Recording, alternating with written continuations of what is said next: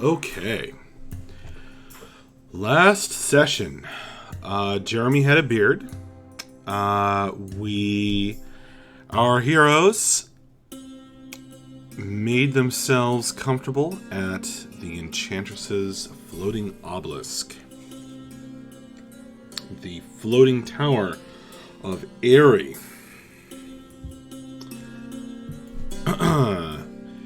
The red-haired woman who has taken them in and all of the slaves that were rescued. There were many important character developments between Bref and Orinar, between Bella and Equitas, although a lot of that happened in Discord, and many other things occurred. Bref got a makeover from the aforementioned Enchantress. That's right, he has a mohawk now. He now sports a pink mohawk and black leather jacket with studs. And everyone has, I believe, just recently been putting their heads together over some of the sumptuous dinners that are available every night in the floating obelisk.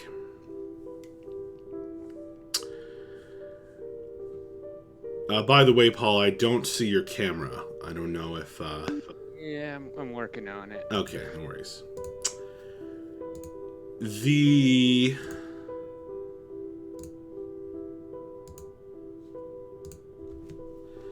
Let's see.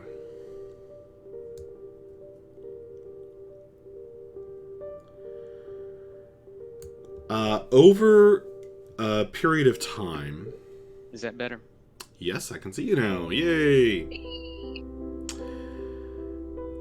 Over a period of time, you guys utilized the many resources available to you within the tower to practice or commune or pray or do whatever it is you wanted to do, many of you, in order to activate your seal of power.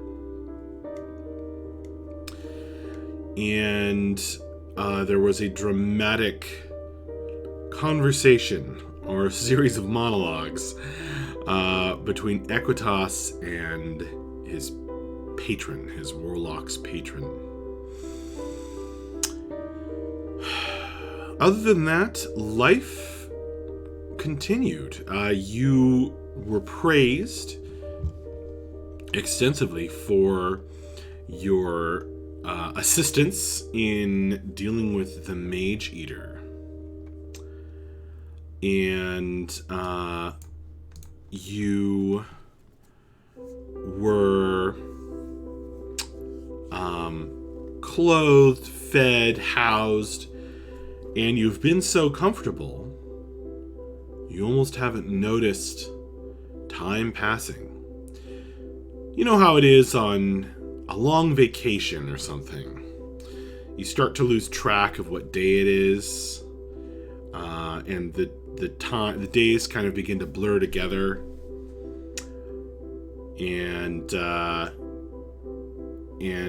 really you start to lose track of time. And that's what has happened to you here in the tower, because for the first time in months, you've been really comfortable and completely taken care of with nothing to worry about. And, or at least not living and traveling, have been things that you needed to worry about. And so, time slipped by you without you hardly noticing it. Just living a good life. And only as you've kind of checked a calendar, tried to figure out what day it was and had these conversations about leaving the obelisk, you suddenly realize that it is now the 14th of Mariko, which is visible on the calendar link.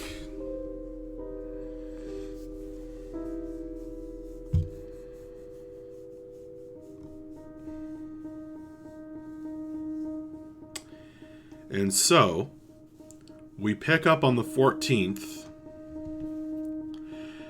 just after Bella had a conversation with Aerie about sending a message to her father. And Aerie asking you guys to help her with some tasks that have not yet been named. She said she would talk to you within the next couple of days about what she needed your help with, some further assistance. And that's where we pick up. You've just been putting your heads together over dinner. Well, if I recall correctly, the last thing that happened was that our rogue friend came up with a rather unusual pallor to his face and seemed to have been eavesdropping and have some thoughts about our conversation about wanting to leave. Specifically, he told us that he believed that Aerie and Stray were somehow related.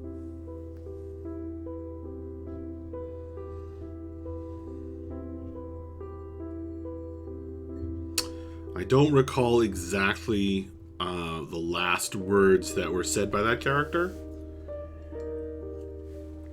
But yes, he has been eavesdropping as you guys have been in your huddle and seemed... you saw him smiling. Yeah, his skin's like a weird grayish tone or something creepy.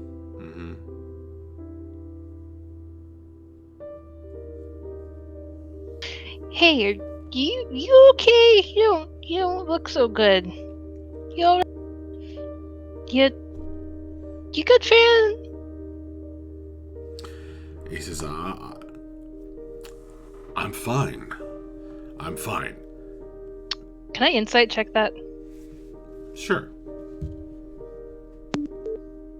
I would also like to compare the grayish pallor that he has with the grayish pallor of these servants. If there's some sort of check I can make to see if there's any, if that's comparable. Make a perception roll.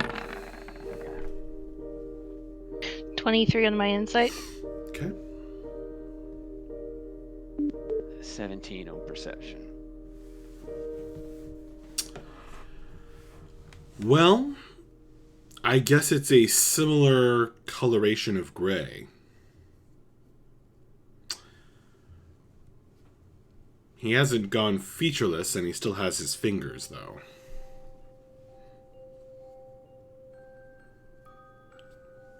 All right. Aerie, you see through him, and this gruff,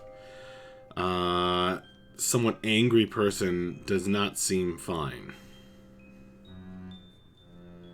Figured.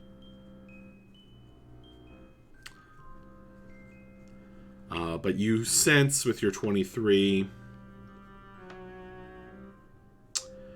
that he is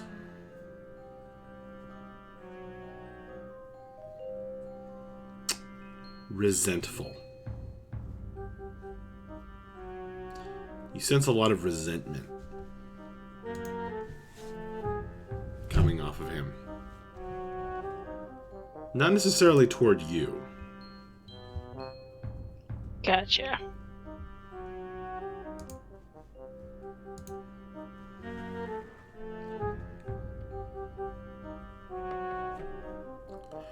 So, have you met Stray? Sorry, I didn't mean to do that. I was trying to look at it. Yes, okay. He says,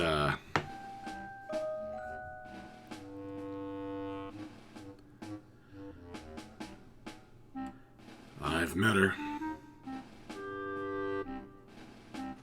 Does she come by here? She did. Yeah, she came by here once in her ship. Something to do with visiting her sister or something like that. I thought they looked familiar. Well, I don't know if they're literally sisters. But they have that kind of a familiarity.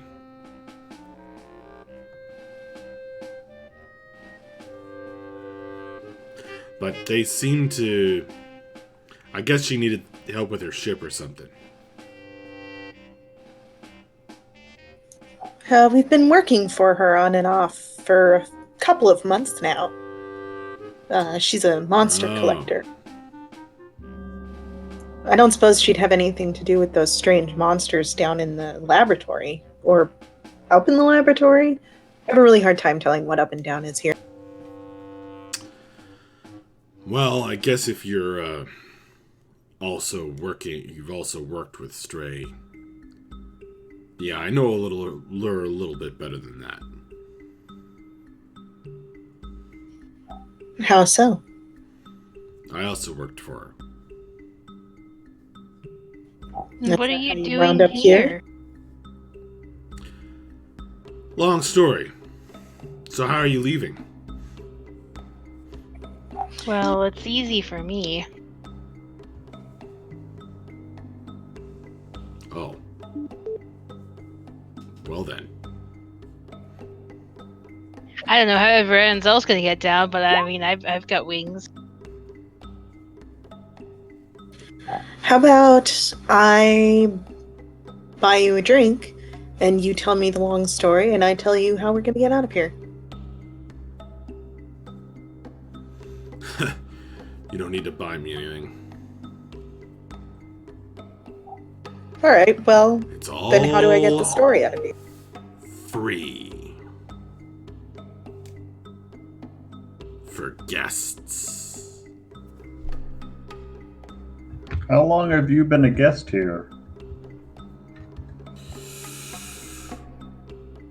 A while. Do you want to come with us? A while.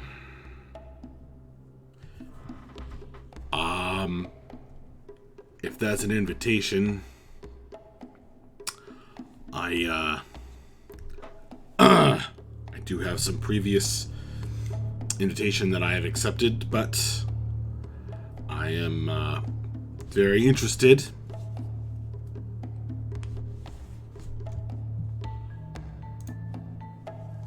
Cool. Alright. Well, the more the merrier as far as I'm concerned.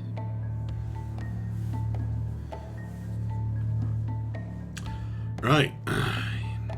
There have been some things that have been needing doing, but sure, let's, what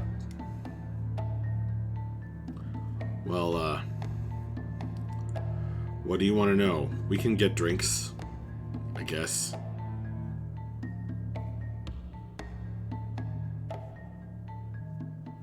I mean, I think I want to know whatever you're willing to tell me. Well, I guess I was doing some work for Stray for a while. I'll have an ale, thanks. You guys are, I presume, down in the bar now. Yeah, we make our way down there. I don't know, I refuse to learn the fancy names of the drinks. Just whatever ale.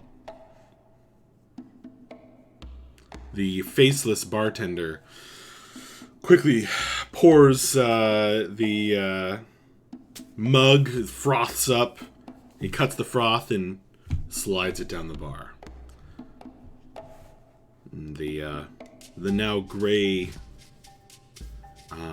somewhat older looking guy now takes a deep draft of the ale. It's good stuff. Well,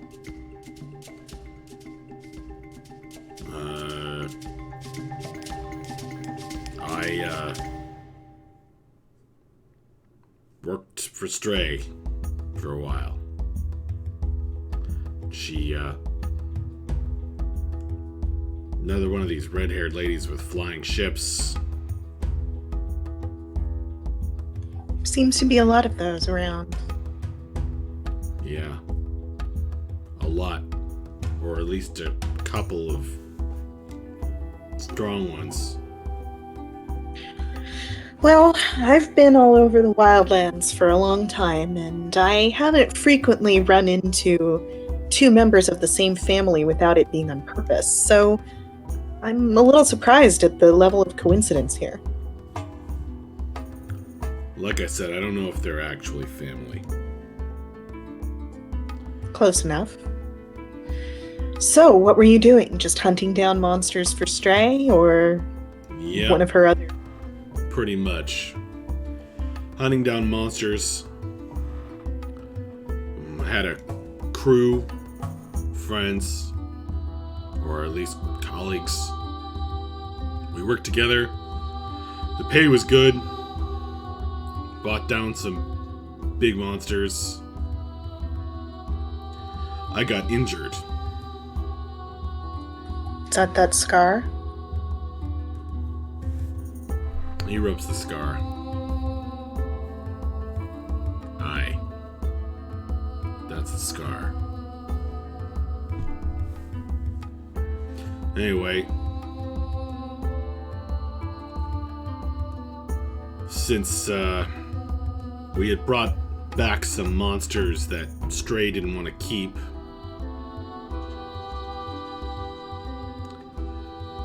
She was headed here anyway. I guess, my colleagues shipped me off to get some healing done. But I had to be a guest to get some healing done.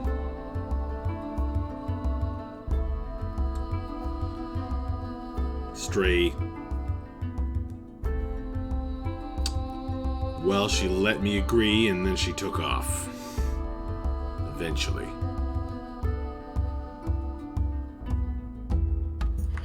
I see. I'd like to take this opportunity to make a persuasion roll. Okay. But what are you saying? What I'm saying is, alright, that makes sense. And how long until you turn into one of the faceless servants?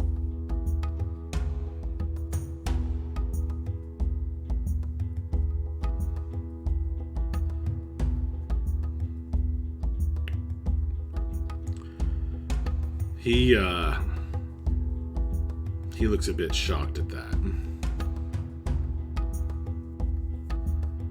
Oh, I see. So you've noticed. I'm afraid so.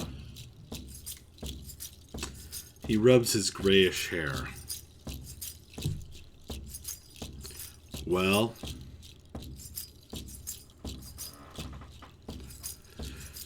I'm not sure. But I've definitely had a pretty good run.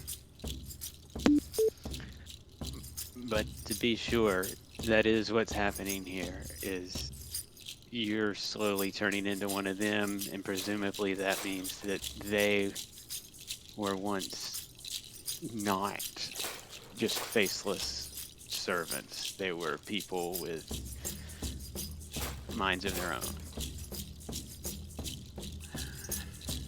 You folks are smart.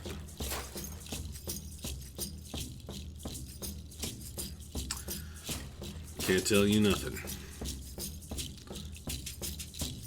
Which means you can tell us something. I know that much. Which means, since you got there on your own, I can tell you, I've lived a lot longer than humans. Most folk I know. And, I'd like to leave, but I'm not sure what'll happen to me on the outside. So So you don't know if it's reversible or if you left. Do you know how? Is it something about this place that does it, or is it something that she's done to you that did it? I think it's like this. Nobody dies in Aerie's obelisk. You get me? So there's some kind of enchantment. And as you outlive your lifespan, you slowly turn into one of these things? Can't tell you folks nothing. That's messed up. I guess. It is messed up. But if I was outside, I'd probably be dead, so... I wonder what would happen if someone, like, didn't die of old age. That's a fine question. But I'll tell you this. I don't know what Aerie gets up to. But I've never seen more than a few days go by without seeing her. I don't think she can leave either. Interesting. Or maybe doesn't want to because she's also afraid of what will happen to her on the outside. Yeah, maybe. Do you think that means maybe if you left? I mean, if you've lived past the normal amount of years a human should live, do you think if you left and were not under this enchantment anymore, would you die? That's what I'm afraid of. Yeah. And it pisses me off. To be honest. I can understand. Sure. Came here to heal up. Have all these powers and abilities. Stray was grooming me. I guess she was grooming all of us. I see. Ah, it's not so bad. Who am I to complain? Eating a lot better in here than I ever did on the outside.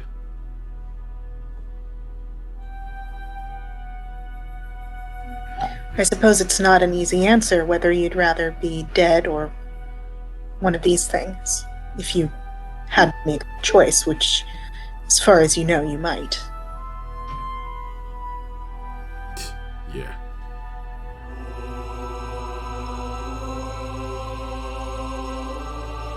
Well, not only that, but the Nightfall can't come and claim me if I don't die. The who? Can I make a knowledge religion check on that? Please. 15. You've heard Equitas mention that name. Well, I'm gonna look right at him then.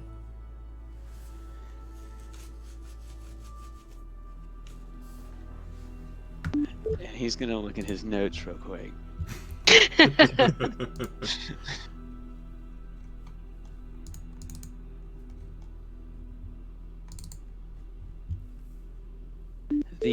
The Nightfall is one of the Dark Six.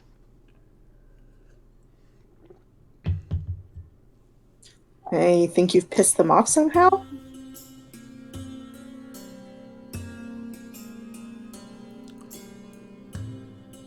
Pissed him off? No. What are you talking about? What are you talking about?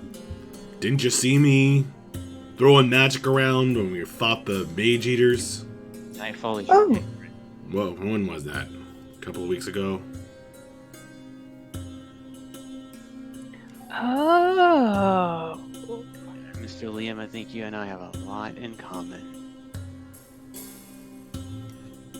Well, I've noticed Your whole look, son, if you don't mind me saying so. I guess you mean you're also in the habit of making agreements that you later regret. You could say that. I think that sums it up perfectly. Out of That's character, like his whole personality. basically.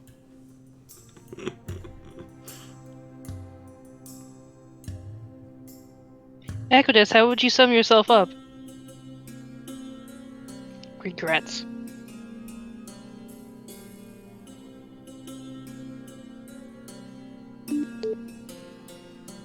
Alright.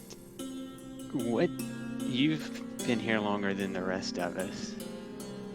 What would be the best way to get the hell out of here?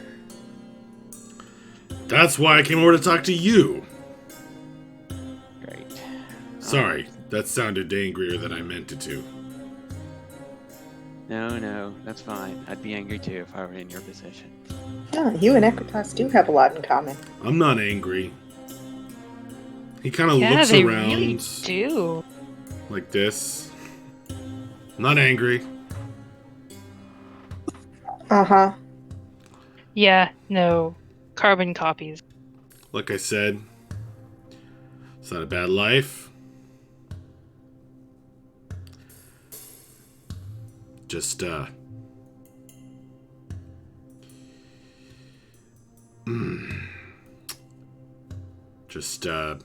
not much to it, I suppose. Here's a thought. Why does someone who relies entirely on magic for everything she does have a creepy magic-eating creature that spits out faces? You'd That's have to actually ask a her that. very good question. If I were as reliant on magic as he is, I think I would rather have something like that locked up and know exactly where it is than not know where it is. That, Mage Eater.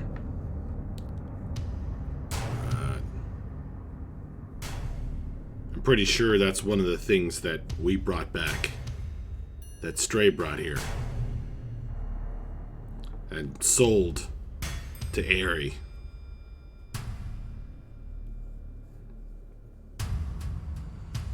That's very interesting. So she's Oh yeah. one of these we've been hearing so much about. Sorry? What? Well, Stray periodically would talk about selling the monsters in addition to adding them to the traveling menagerie, so I didn't really know what she was doing with them, but I guess now I do. Oh. Yeah. She sells them sometimes. She doesn't want them on board the ship, I guess. I don't know, it's been a long time. That's interesting. I'm not sure why she would. Well, you don't know the answer, and that's not really important. The question is how we're going to get out of here. Has anybody ever left since you've been here? Other than Stray? Yep.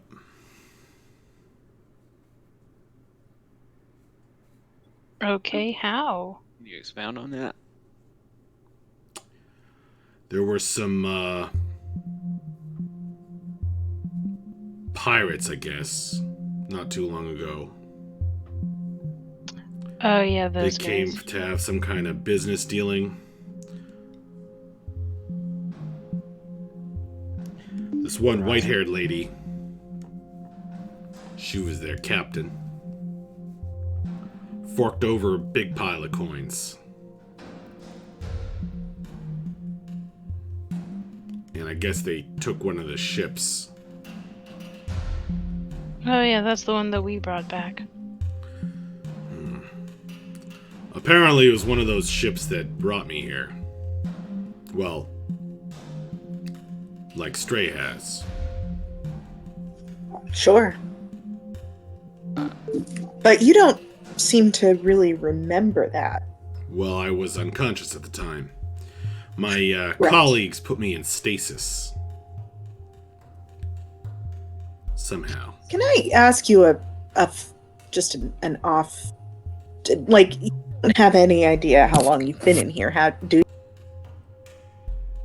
I think it's been almost 100 years. Wow. Well, Yeah. feels like that. Pretty sure I'm... He kind of wrinkles his forehead and starts thinking, Well, maybe what not quite that long. do you remember what year it was when you came here? It's been nice not aging. Until now, anyway. Not that this is really aging. But I look the same as when I arrived, if you take my meaning. Yeah. No, I mean to say I'm probably more than 100 years old. But it's been maybe 60 or 70 years. Do you remember what year it was when you came in here? I think it was 103 of the Wilds, something like that. Yeah, it's year 176. Well, So there you go. You're almost exactly right. Yeah. Now, see.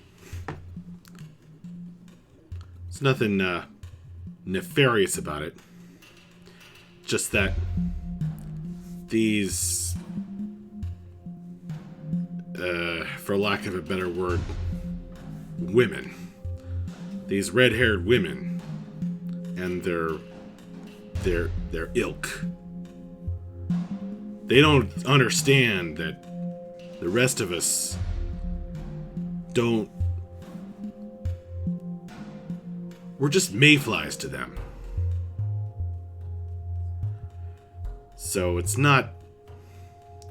I don't want you to think that I think our host is cruel or bad person.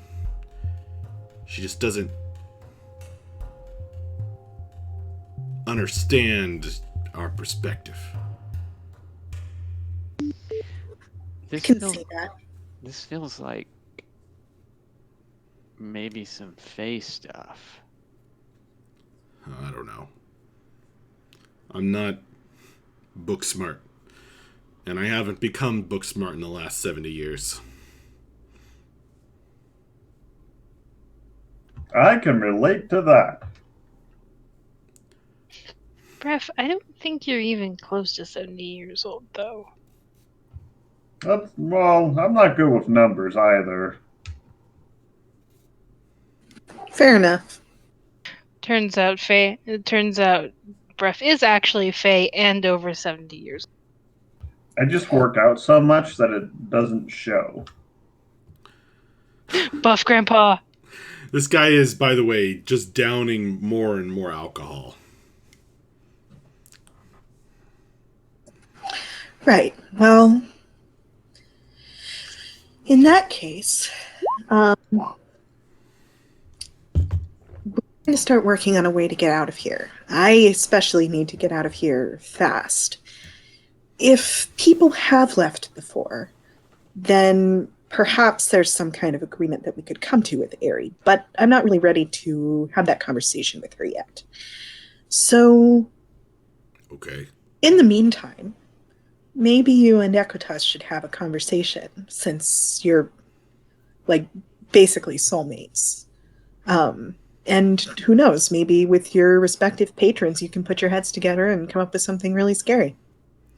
The look he gives Ekotas is kind of grossed out. Like, very confused by Bella's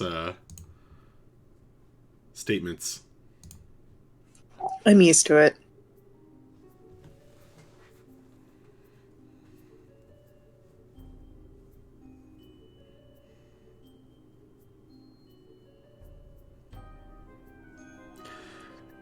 I mean, I'm down for whatever we need to do to get out of here. And we obviously need all the help we can get. And if you want to get out, I want to help you get out. Anybody that wants to get out, I want to help them get out.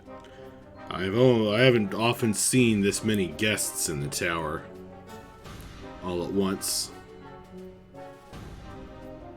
Maybe that's to our advantage.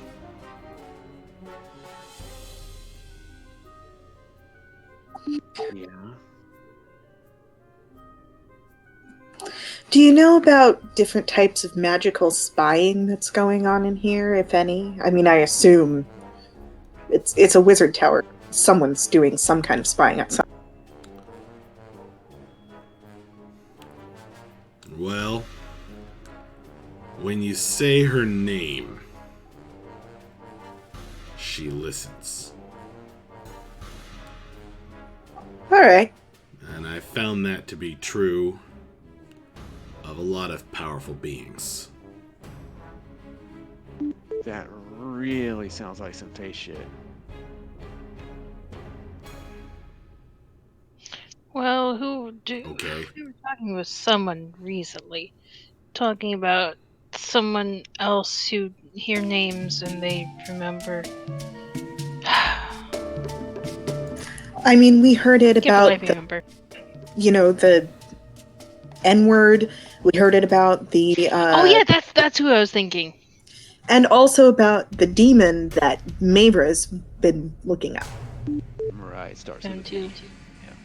Because the guy who sent the letter was hesitant to even write the name because he was so afraid that it might summon the creature.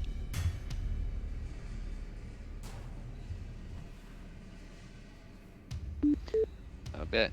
Yeah. Now that I think about it, that's true about a lot of like you said, Liam. That's true about a lot of powerful beings.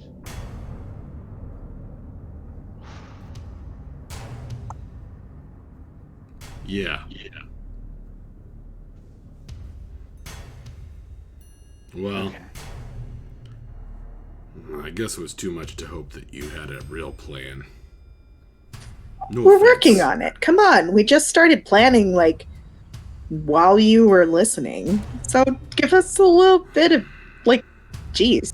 I Yeah, guess. Trust us. We've come up with some surprisingly successful plans. I guess. It's my own problem.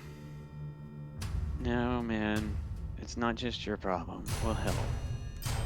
No, I mean... Where did it get out of here? Well, I have a devil your of a choice, decision. if you don't mind the pun.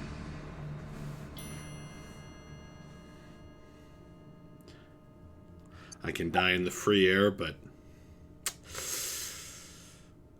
the nightfall gets me. Or I can stay here and help out around the tower.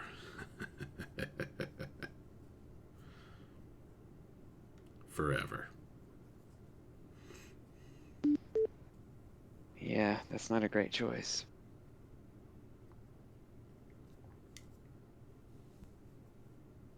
See, I have a theory. I think when our hostess and her husband started this whole place, She had a husband? yeah, she's mentioned him once or twice. I think when they started this whole place, it was meant to kind of bring their kind of eternalness to the rest of us.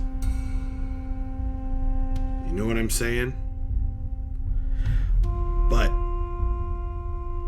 what they didn't figure on is that we're not meant to last forever.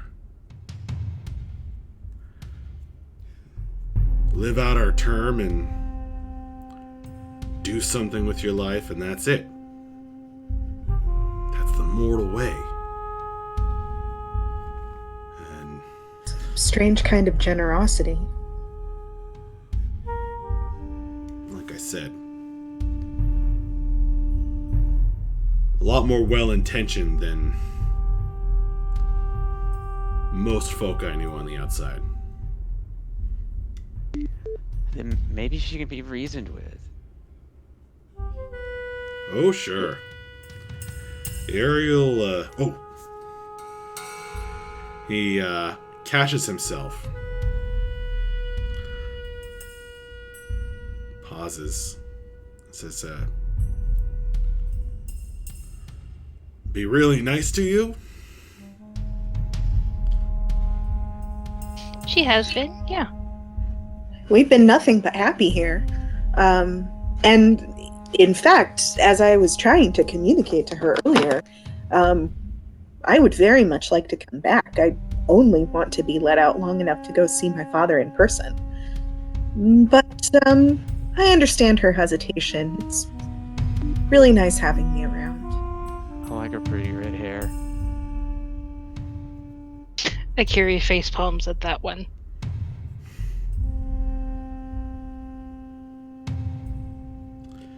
Well, it's always good to be good company.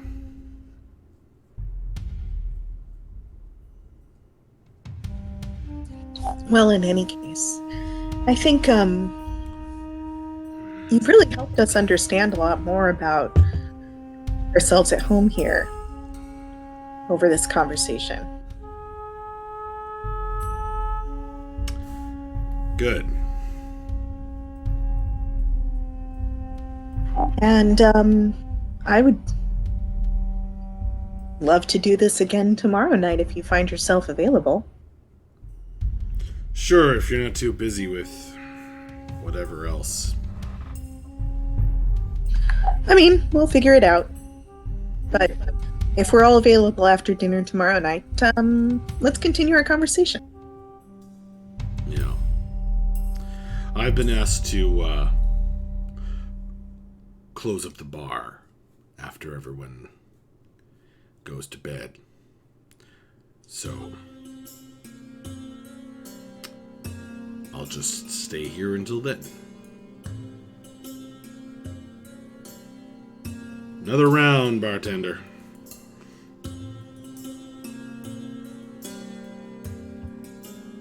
You drink an awful lot. Are you sure that's okay?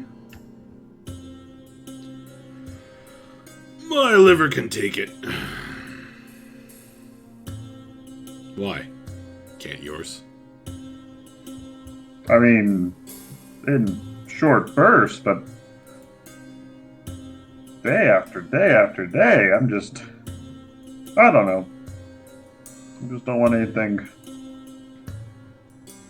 to happen. It may be rude to say, but I don't think it's real. Your liver? You may have noticed what I eat at dinner. I have.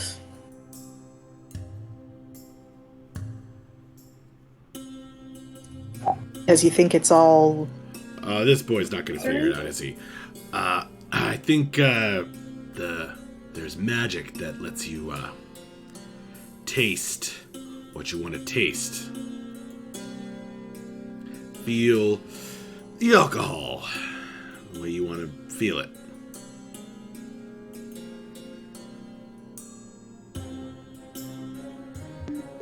Yeah, I didn't expect her to have any sake. I haven't run into any anywhere except from where I'm from and here.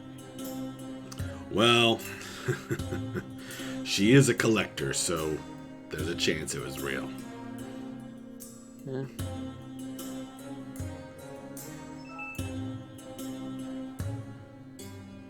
But then why couldn't she make my magical desert brew? Probably because you're one of like 2 people who's ever tried it. That's fair. Maybe 3. The first one probably died making it. So be careful when Yeah. you drink it next time. You remind me of a guest we had a long time ago. Me or Brev? Him. Sorry. Okay. We haven't had too That's many all right. cokers here. Although a Swordwing did visit once. Ooh, which one? She's looking at him rapturously. I think his name was Ragnik. Ooh, cool. Bind your name's hard to pronounce, sorry. Yeah. Not sure. I don't know if... yeah, I think that was his name. Interesting. Kiri's gonna make a mental note of that one. I think he had some kind of business with our host. Or a Very. message. That was a long time ago. Yeah, it would kind of have to be.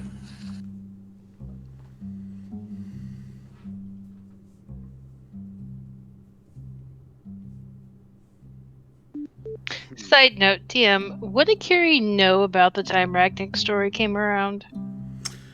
Ragnik was a long time ago, if I recall correctly. Several That's what I centuries figured. ago. Okay. Wait a sec. But it's not an uncommon name Okay. anymore. Not after that. Yeah. Okay.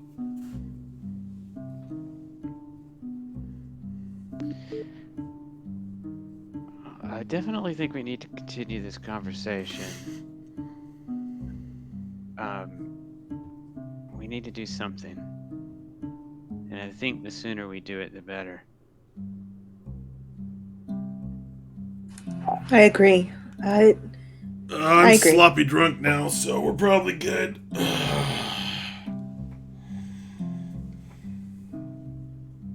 Kiri's looking at him. Can I try something real quick? There is a bit I'm of redness coming through the grayish pallor on his skin now. Alright, so I've had this work in the past, but I'm curious if this will work again. Are you doing it again without permission? Maybe. Yes, I am. I'm curious. I'm testing something. Okay. So yeah, she's gonna reach out, pat his shoulder, and cast Lesser Restoration on him. Which removes poisons. Yeah. He goes, oh! Oh! Oh! Fuck! Sorry. Dang it. She looks mildly disappointed. That didn't answer the question I was trying to. Dang it. Oh. Did you just cast a spell at... Oh. Why? Why did you do that? Well, I didn't know. I honestly didn't know if that would even work, because if it is magical, then I don't know if it would work for it. Or I don't know if it works like that. I don't know, I was curious. But it's okay, So you can you get drunk just again. did that to me? Yeah. She's standing up and slowly backing away, just in case. Well, fuck you. Bottle of vodka. He takes Now a you bottle gotta of start all vodka over. and leaves. He walks into the green light and starts going up.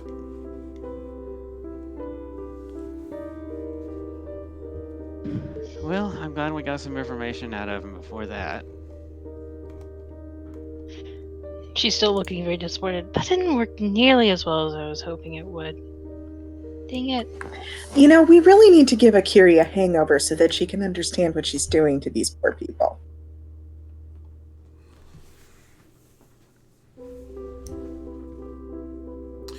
So, Mavra, quick question. While we have a moment here. Yes.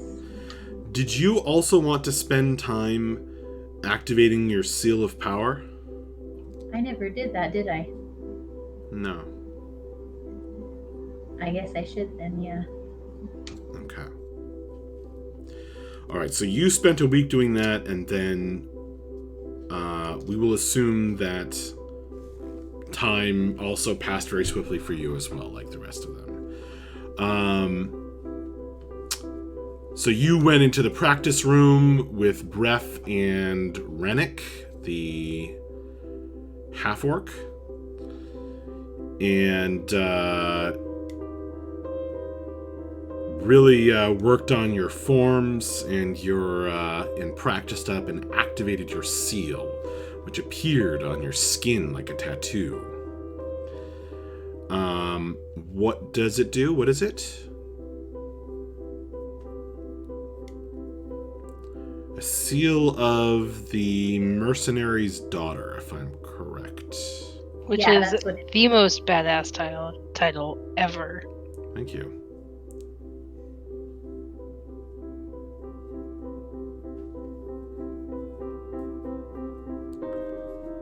But it's Mavra who has that background. Yeah, seal You're of the a badass. mercenary's daughter. Spend 1 hit die as an action to regain 1 use of an action search. All right. So the effective date of all of your seals is the 10th.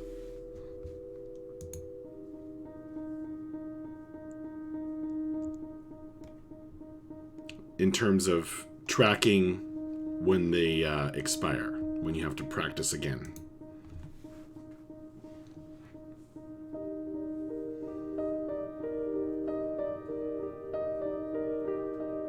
Okay.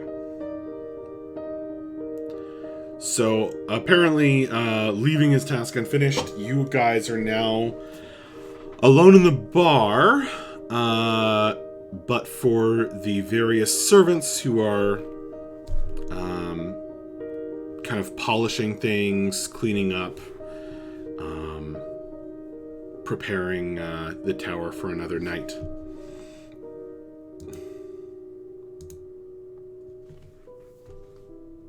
So we gotta let that squid thing out, right?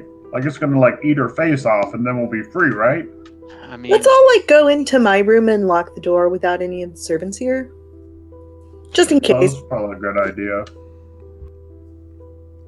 Question, is this just your room, or does that go to shared as well? Is that relevant to the conversation we're having? It's relevant to Kiri. Well, there are 2 beds in most of the rooms. Not all of them. So you guys can double up. Or anyone can if they wish. Well, then there you go. It's just 2 buddies sleeping in 2 different beds, not doing anything interesting. like Lucy and Ricky.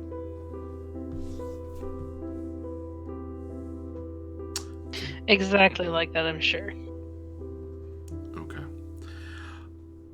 Okay, so the 5 of you cram into Bella and Equitas's room after stepping into the green light, willing yourself up 5 floors, flying up the obelisk, and ending up high up there in the comfortable surroundings of the various bedrooms.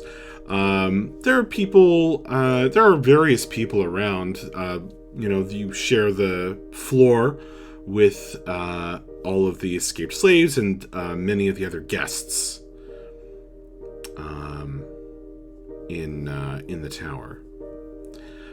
So you can hear the small child kind of complaining about going to bed. You can meet some of the other people padding around in the obelisk provided pajamas, footy pajamas, as they prepare for bed. You do meet the elf who is the escaped slave that you rescued, kind of going around apparently having appointed himself some kind of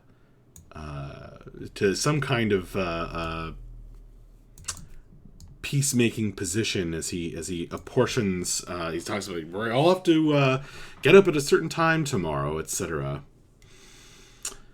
But most people aren't paying a whole lot of attention to him. I feel a bond of kinship with that man. He's a camp counselor. Self-appointed, apparently. Akira's gonna lean over to whoever's closest to her and say, I found the busybody. So you cram into Equitas and Bella's room and close the door. There are none of the faceless servants have they followed you in the hall, but then didn't, fight you when you went into the room and closed the door.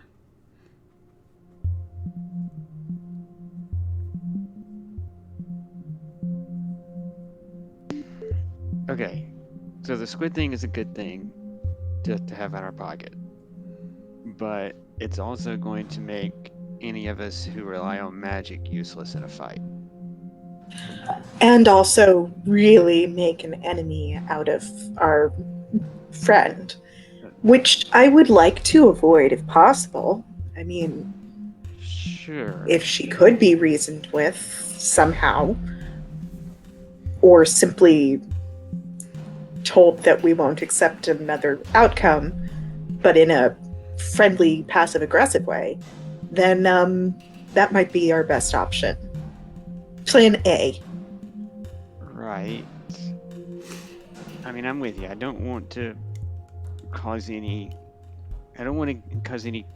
danger that we don't need to. But, I mean, this is a person who's... Anyway, yeah. She's not my favorite person in the world. Let's just put it that way. But I mean, if what? make any more of an enemy out of her than we have to. She could be useful. DM, has Breath noticed any faceless servants who are child-sized? You've noticed some. There was one that was large, that was clearing the dishes at the dinner area. There have been a couple that were short, but none of them really looked like children. Thank you. Which doesn't mean it doesn't work on children. It could just mean that she's never had kids in here before. Or that they grow up first. Right. I mean, if the idea is they come here as children and just live to be adults and then turn into these faceless servants after that. The question is, are they given a choice? And it doesn't sound like they're given a choice. It sounds Well, it sounds like our friend is fully aware of what's happening to him, and at least so far has been consciously either making the choice or avoiding the choice of... right. And I know he has a reason not to leave, but what about other people? Well, I guess we don't really know. And you're right, and that's my question.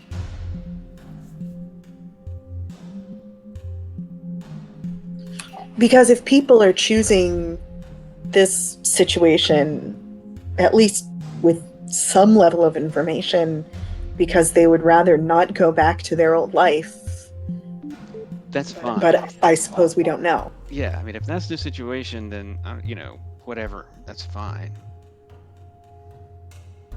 In any case, the situation or not, she's very powerful, and there's a lot of resources here, and you're right, we don't want to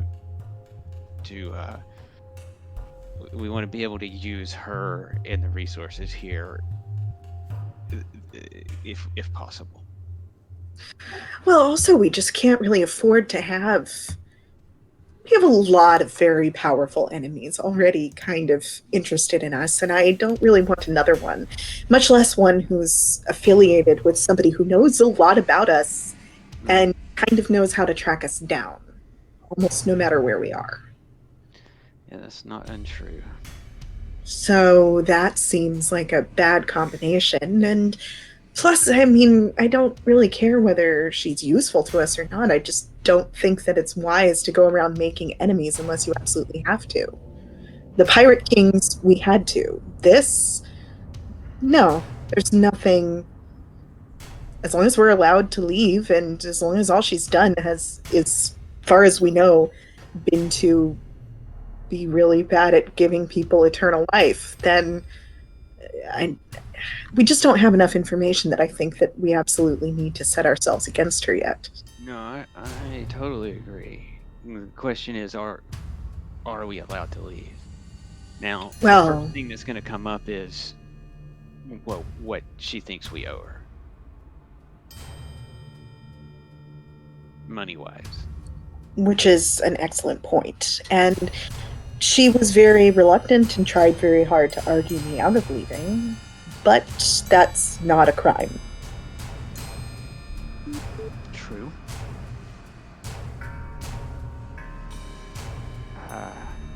You know, I don't. As far as the money, it seems to me like that's on Puck. Yes, and I think we know where she is, and we might be able to use that to our advantage as well. Right.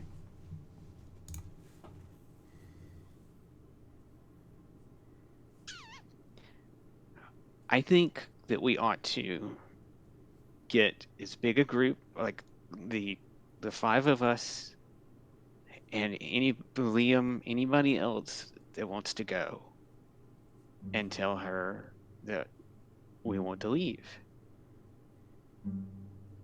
And I can talk to Ornar. I mean, once he knows what happens to people who stay here, him and his whole group, they just got done being slaves. And I mean, conditions are nicer here, but slavery is slavery. I don't think they'll be too keen on sticking around. right, a gilded cage is still a cage.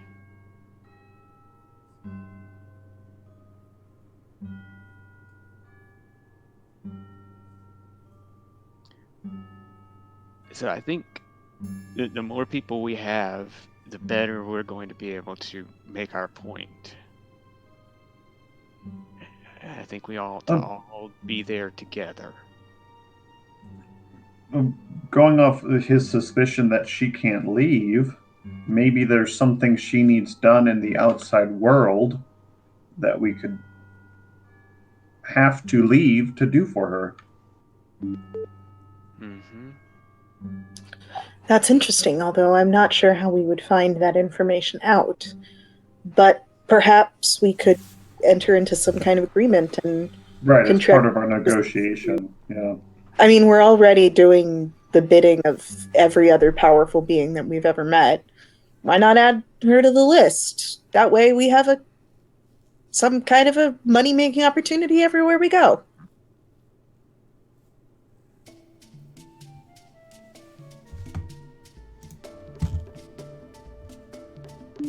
I'd love to be able to get rid of this brand before we're out of here, though. But I guess that's the least of my worries. I think that when she said that it would fade over time, she meant that it would be replaced with something else now that we have more information. You might be right.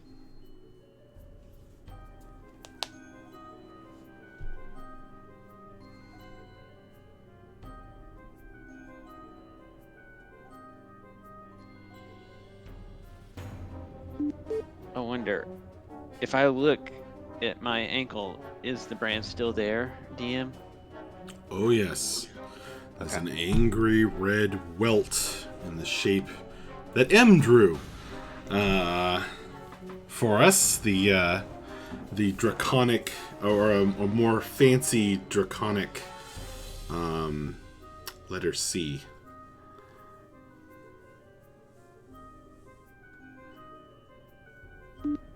Okay. So, what do we think about getting a group together tomorrow morning, like after breakfast, and talking to our hostess? Okay, but I'm not gonna do the talking. I'm just throwing that out there now. When Oh, I we do know. the talking, it goes bad. I think we can work something out.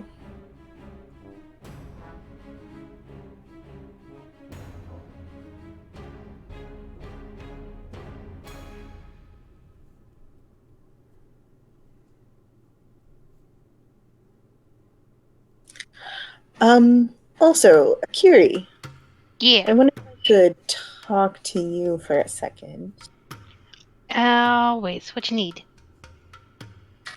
Well, when I was talking to the hostess, it occurred to me that she didn't have a bad idea, although I didn't really like the direction she was taking it. I wonder if you would be able to cast sending and talk to my father and let him know sort of where we are and what's happening. Okay. I can definitely try. You might want to be careful about what you say, because this place is super magical, and so anything magical might tip her off. Yeah, probably Oh. a good plan, but nevertheless, I think that we can come up with some kind of a message that was unobjectionable to almost anyone who heard.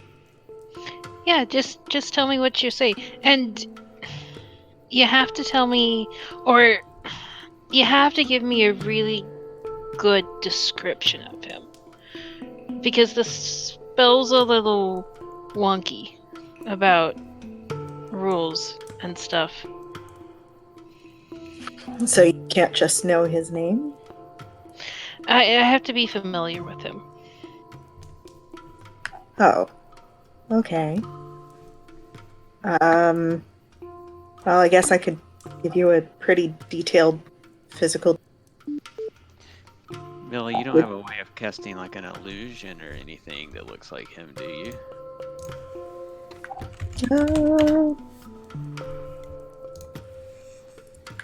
Not really. I mean, if he's your deepest fear, then I could cast fear on you, and then you might see him sort of appear in front of you. But I don't think that that's the case. Well, I haven't Might met be him Equitas' deepest fear. yet. I haven't met him yet. Jury's still out. I'll do my best to give a description, and then we'll see if that works. Okay. And hopefully, if it doesn't, then whoever you want getting in touch with instead has no idea what you're talking about.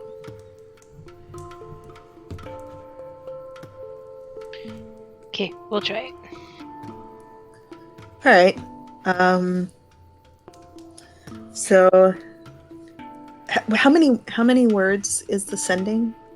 I have 25. 25 words. Okay, I can do this. So I guess I'll give a really detailed physical description of what my dad looks like. Although maybe I should leave the details of that to the DM. You could do like his person. Appreciated. Yeah, and like a description of like his personality and physical and things. I don't know. Yeah. I would say, do you have the capability of casting an illusion spell to help with this? No, I do not.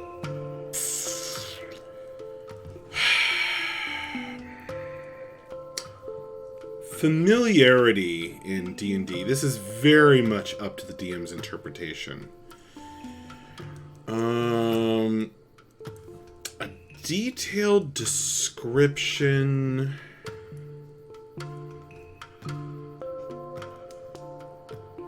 Make a performance check. Neat. Go for it.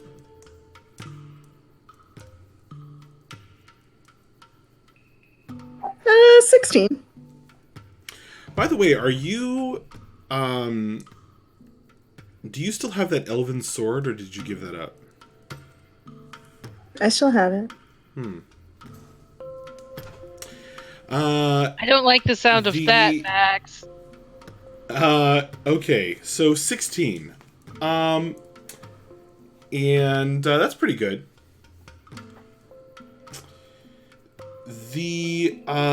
We'll say that's good enough, but please describe your father's.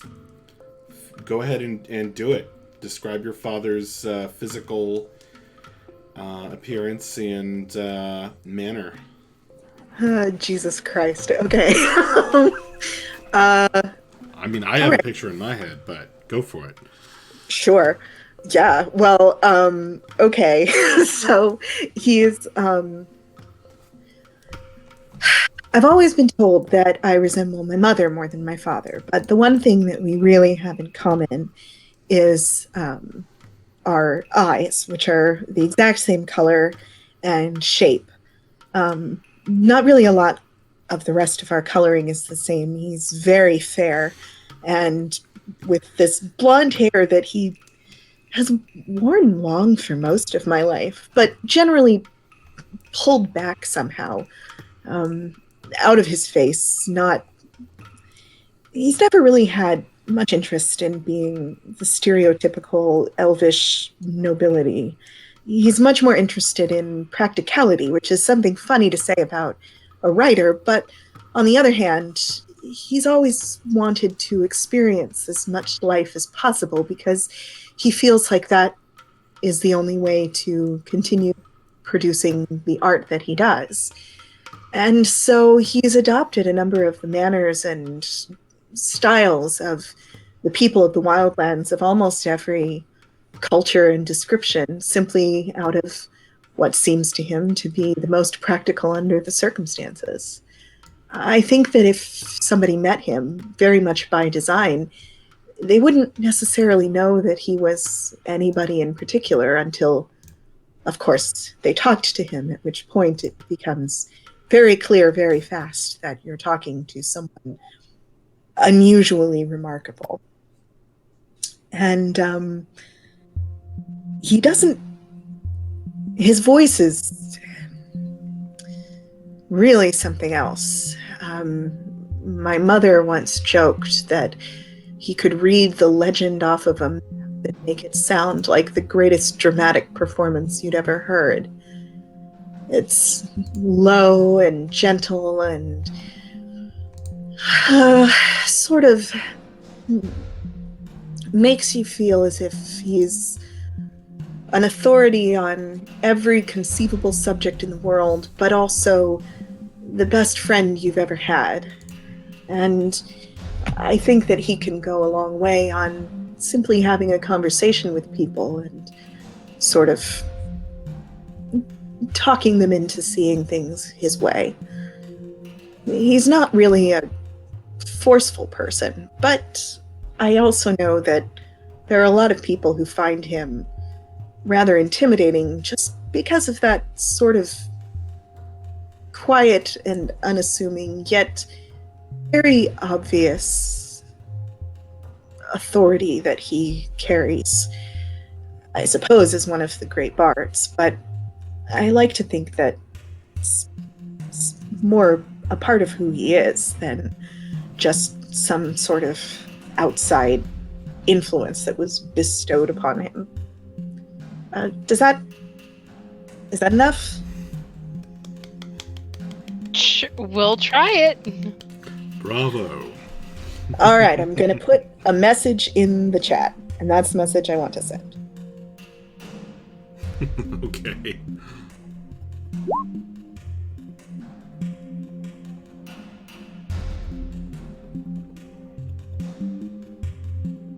Amazing.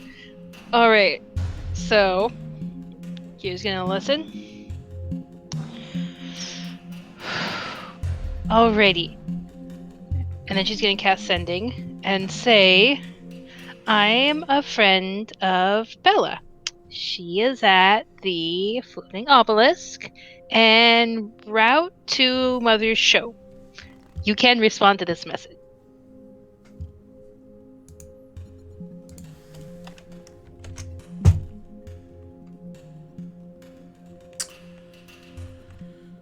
few moments go by.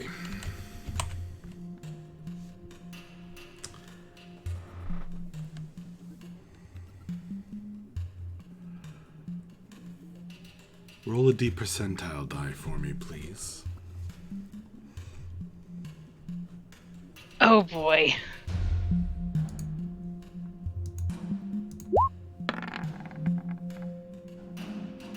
Nine? The message fails to send. It does not reach its intended target. You get this kind of magical mental static. And Aerie's voice, a few moments later.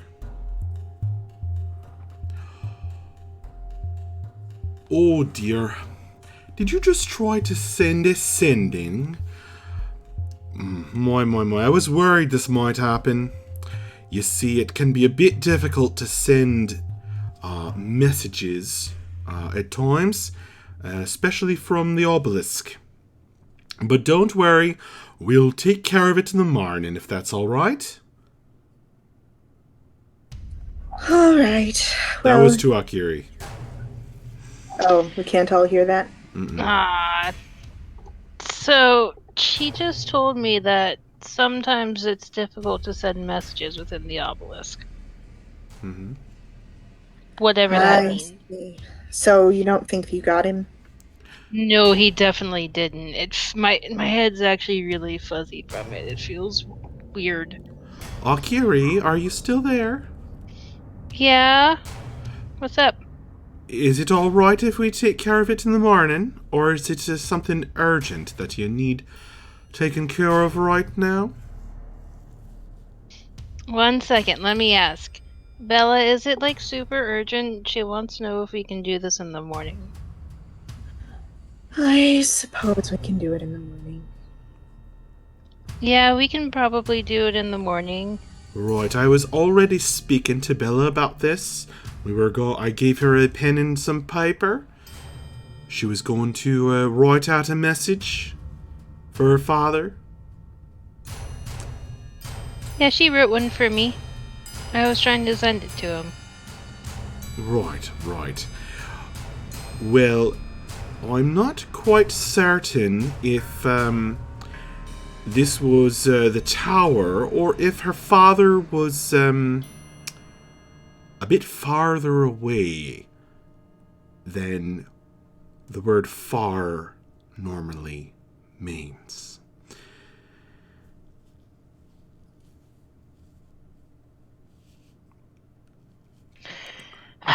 All right. Thank you, Miss Aerie. You please pass that along to her. I don't want her to feel as though I will. it's the tower, it's the obelisk's fault in this case. All right. So, I'm assuming she's been speaking out loud this entire time. Actually, she has been speaking out loud this entire time. Okay, so Bella, Good night. night. It's possible that he's on a different. He's further away than what far means. And by that, I think it means a plane, a different plane of existence. Equitus has put Because there is a chance of this failing if he's on a different plane of existence. Equitus has put his arm around Bella. I see. That's, well, I suppose we'll have to try again in the morning. But if that's the case, then I don't really know where he would go. Maybe he needed a vacation. Yeah. Maybe. A different plane of existence, though? Sometimes feel like I need a vacation from existence. Why? You know, it'd be too hard to explain, and I kind of don't want to infect you. Okay. And What? Depression. All right, I guess Oh. morning. All right. But thank you for giving it a shot. I hope I didn't upset Aerie by asking you to try it yourself. She did tell me that she thought maybe you would be able to do it, so that's the only reason why I asked. Oh, she thought that I might be able to do it. I don't think it would disappoint her that much.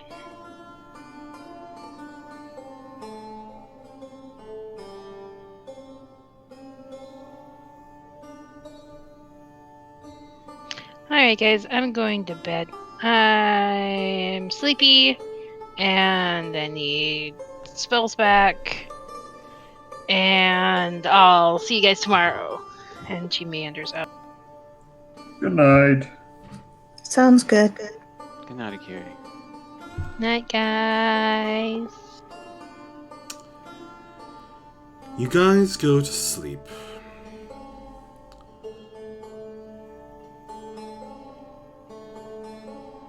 Dream normal dreams. In the soft, feather beds.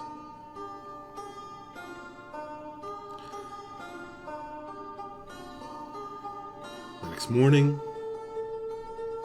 your clothes, as ever, freshly cleaned, are folded and ready for you just outside the door of your bedrooms. A clear, cold ewer of water to wash up and do your morning ablutions is provided. The other guests, smiles on their faces, walk to the main eating hall for breakfast, where you find a somewhat unusual appearance from Aerie, the 3-foot-tall, red-haired halfling in a kind of a beautiful winter cloak with gorgeous embroidery that matches her ever-present pearl jewelry, is seated at her very large chair at the head of the table, cheerfully feasting upon an omelet and some fruit. As you guys walk in, she is delightedly pointing and laughing at a kind of mechanical creature, an animal with 6 legs, kind of like a cat with 6 legs, but made of metal and wood. And it seems to kind of click and tick as it walks along the table, knocking things over, much to the laughter and amusement of all the guests.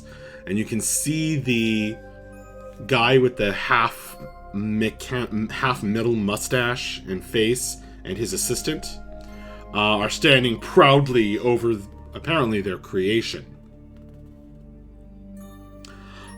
and winding it up with a key, so that it then again like kind of walks around and like looks about just like a mechanical cat with 6 legs. And as you guys walk in on this hilarious scene, just as the mechanical cat leaps over a glass of orange juice, the red-haired halfling woman turns toward you guys, smiles at you with those intense eyes, and says, well, a good morning to you. I do believe The 5 of you have something to say to me. Let's have a chat then. And we'll go on our break. So let's go on our 5-minute. We're just going to take a quick break, 5 minutes. That Liam fucker. What's that? That Liam fucker. This was him. He has not shown up to breakfast yet. Okay. Perhaps he's sleeping in for some reason. We gonna kill him. But we will go on a 5-minute break. We'll be right back. Don't go anywhere.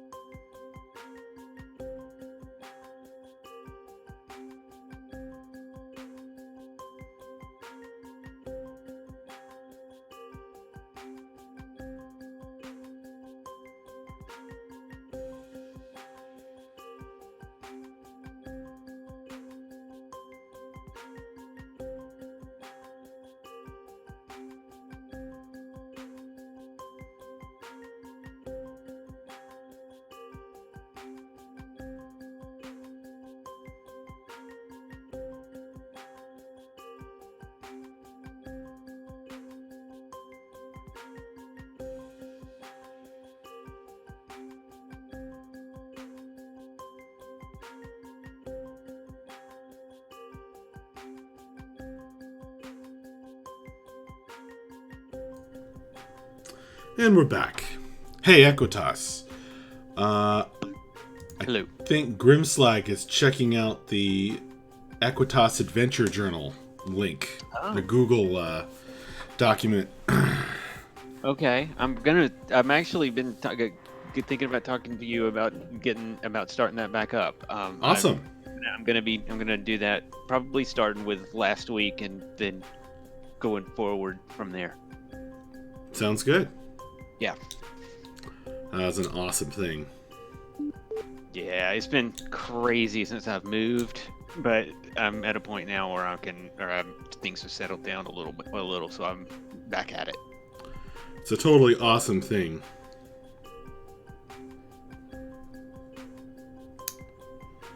That I think really has benefit to to you.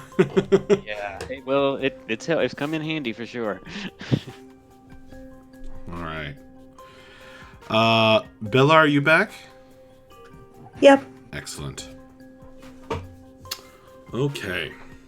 You're the only one without a camera, so it's the one I'm not sure. Okay, so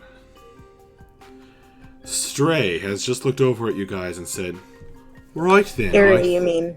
What did Not I say? Stray. Damn it! Stray. Her secret's out! Right? They're the same person. They're all the same. They're not the same person. Aerie looks over and says, "Right, I do believe you five have got something to say to me. So, let's have a bit of a chat then."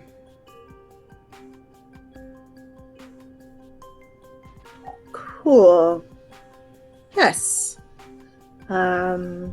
What, like here in front of everybody? Well, is there some reason that it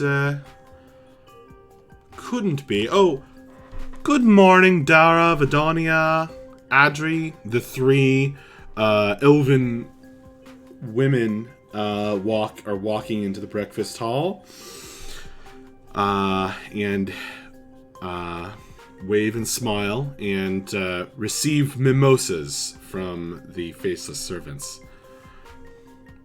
The students here from the college. Right. Well, as far as I'm concerned, no, absolutely not. Whatever we have to say to you, we have to say to everybody. Right. All right then. Let's chat. Well, we've been having a conversation, and as I was saying yesterday, we really appreciate and have enjoyed our time here. It's been of unmeasurable value to be able to rest, and I sincerely hope that we'll be able to come back someday. But as I've thought about it longer and longer, I'm more certain, especially after the failure of last night, which I apologize, it was sort of an impulse that after you told me you thought Aerie might be able to help me with the sending spell, I thought, why not just give it a try and see what happened, which, it occurs to me that I would very much like to see my father in person, and with the assumption that we won't be able to get in touch with him, it would seem that perhaps making our predetermined meeting would be the only way for me to do that and assure myself that he's all right. So, with all of the gratitude in the world, we think that perhaps we'll have to at least temporarily take our leave of you. I'm sorry, I don't quite understand. So, all five of you have got to go and meet your father? What about the other 10 or dozen or so guests you've brought to my tower?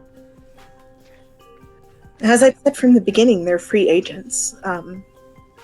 If they want to come with us, then they're welcome to, and if not, then they can certainly stay as long as they like. But we're... Orinar and Sarah do enter the room at this moment, along with several of the other escaped slaves. Rescued slaves. I just think that, well, they're free agents and they can make their own informed decision as to whether they prefer the experience of staying here to the experience of leaving with us. But the five of us have rather decided that where one of us goes, we all go. Exactly. We're sort of a package deal. Oh, I see. Well, all right then. Off you go? Or are you planning on leaving at some point in the future? I suppose Westhead is only a few days away. Well, Isn't that right? yes, as far as we know.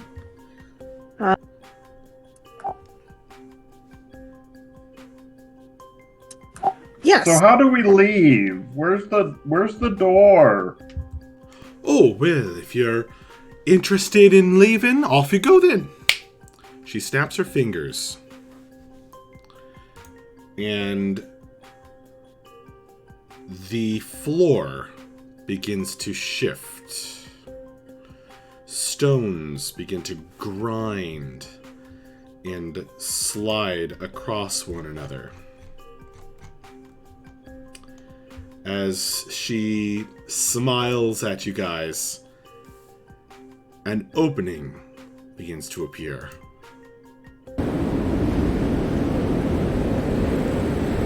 And a howling wind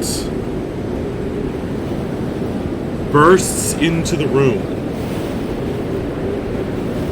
through the opening.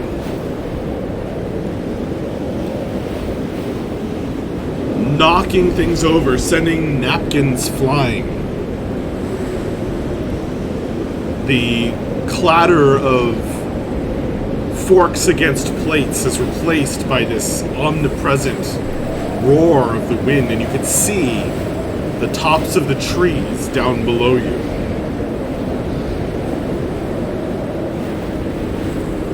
Bye-bye! It's been lovely having you. Do come back again.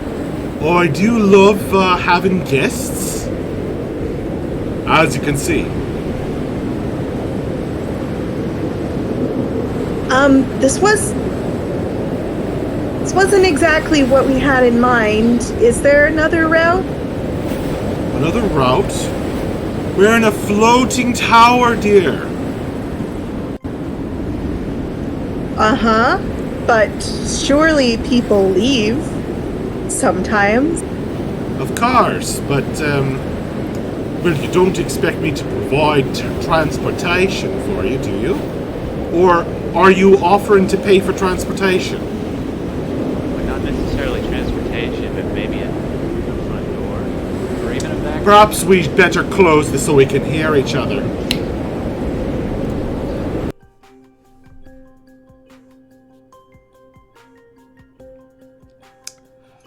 What was that? We're not necessarily asking for transportation, just maybe a door. A door? Well, wasn't that a door? Or are you not satisfied?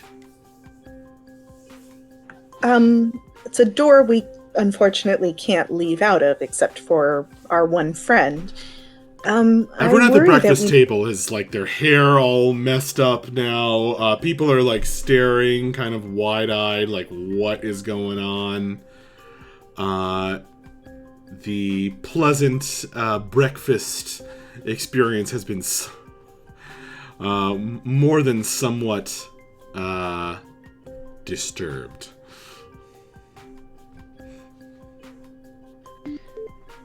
Okay. I'm worried we might have offended you without intending it. We aren't leaving because we've been dissatisfied or because we dislike being here in any way. We simply have outside obligations that unfortunately have not disappeared in the intervening weeks. Of course you do, sweetheart. Don't we all have obligations? I was simply trying to help. But, if you don't like my hospitality, or you're suspicious in any way,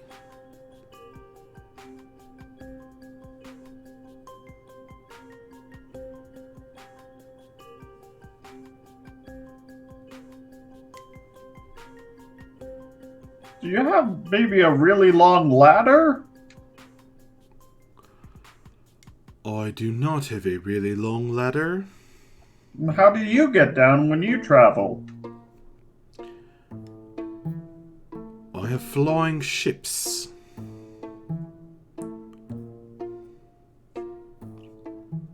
Do you have maybe a flying boat that one of your mini servants could take us down to the surface on and then come back up? Oh, well, if you're interested in leasing or renting one of the flying ships, I'm sure we can work something out. Well, thinking more like a ferry service. But I was thinking of you as guests, not as business partners. Not that that can't change. Well, I mean, surely we've been... I think that perhaps the thing that's being unsaid is that we don't really have a suspicion so much as a confirmation, but I don't really know the entire circumstances, and I don't want to intrude in your business. As far as I know, everybody who's here is here for exactly the length of time that they want to be. I'm simply a lonely woman who takes in the friends that come along and makes lucrative business arrangements where available. I'm not quite certain why we needed to have this talk.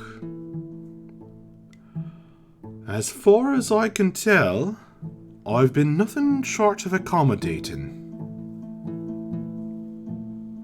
No, certainly not. Our only concern is whether we can find a way to get out of the tower without dying, as I'm fear would have happened had we jumped out that passage.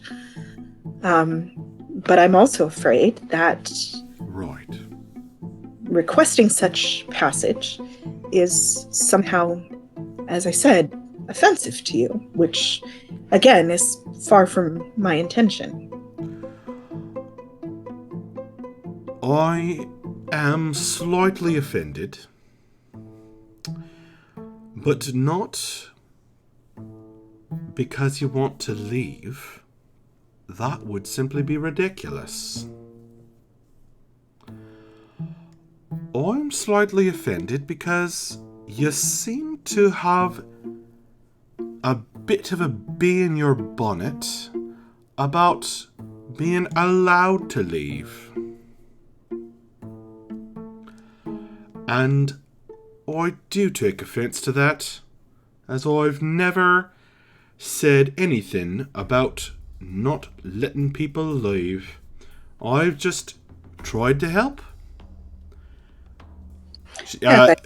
Almost all of the guests are here now, and they're kind of looking on wide-eyed at this conversation. And she looks around and says, "Any of you are free to leave at any time, including you, Liam." Liam is there, glowering from the other end of the room. Question, who is he glowering at? All of you. Everybody. Aerie, the other guests, you guys. He looks a It's bit... just his face. He has his hood pulled over his eyes. He has resting glower face. He's a salty Really sourpuss.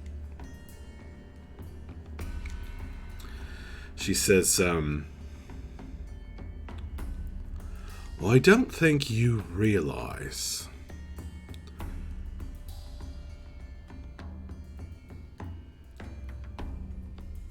that I've done nothing but help you.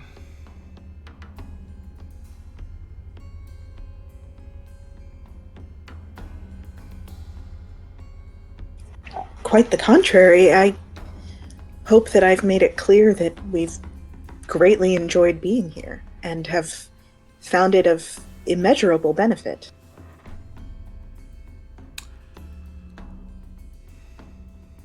Well, you're very welcome.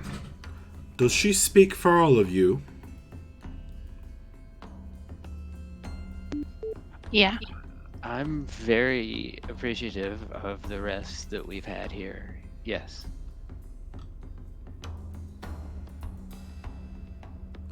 Well, good. And I have appreciated your presence. I do like having guests. As I mentioned, I get awfully lonely.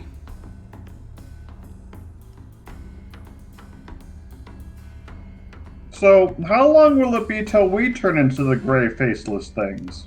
Akiri's For the gonna love of God. smack him hard. Just like an elbow right to the gut. I'm sure I have no idea what you're talking about. Insight. I would like to insight check that.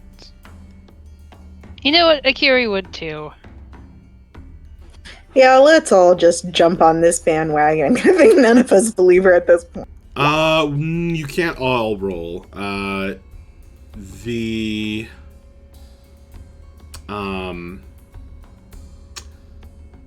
will say that the people who have been having a conversation, that was a comment from Bref. So Bref can, and Bella can. The rest of you have not really been directly participating. Okay. So it's a 16.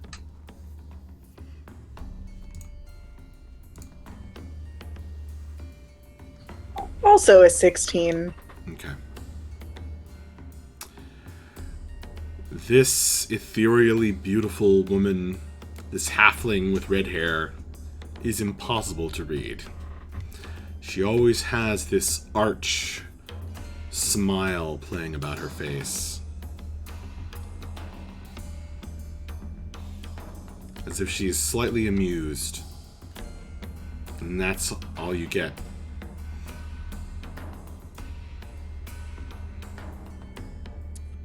Well then, if that's the conversation we're going to have, then I suppose we should begin to have conversations about what it would cost to buy passage to the ground.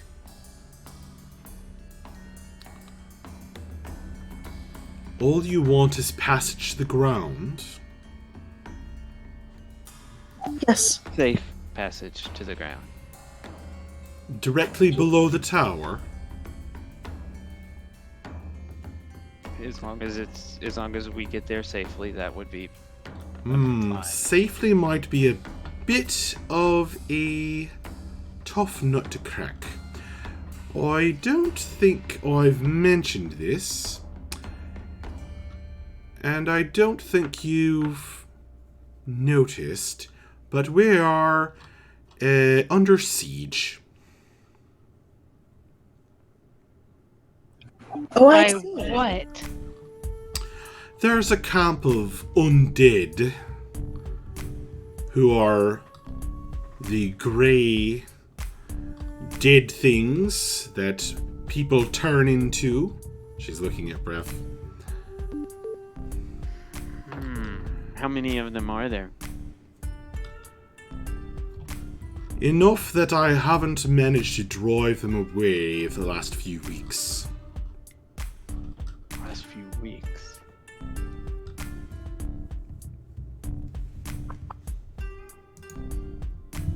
Okay. They are led by there's a kind of a murmur going around the gathered guests. Nobody seemed to have been aware of this.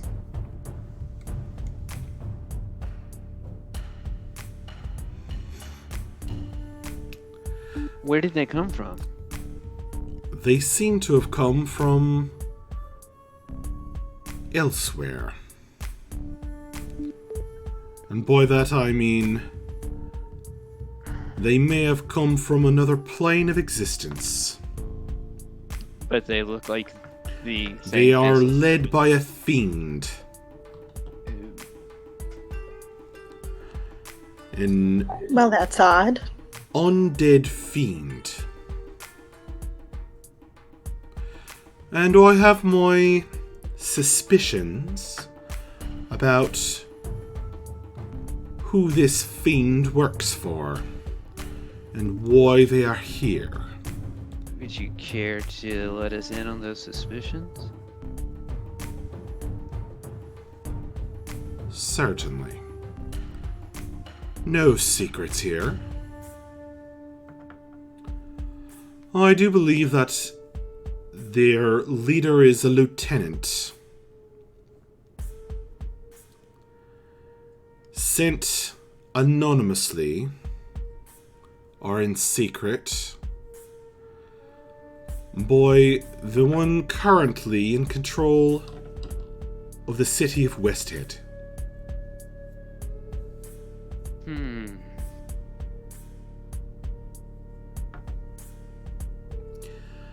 Fortunately, You think they might be here? Fortunately, although they do have weapons capable of reaching up this high, they're rather light on flyers. I didn't want to trouble the most of you. She looks around the room. But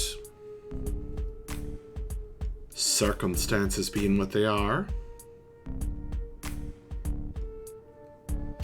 You know, perhaps it would worry the little ones a bit less if we were to take this conversation to another room, she says, looking at the child. yeah, that's probably a good idea. And for the most of you, please go back to your researches, use the library, everything else. We are perfectly safe for the time being. It is only a problem for those who want to leave imminently.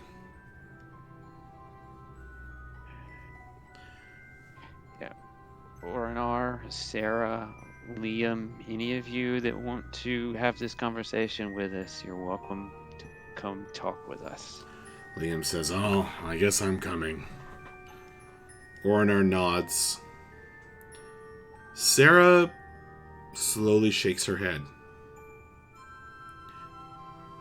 She says, I'm gonna go back to my painting.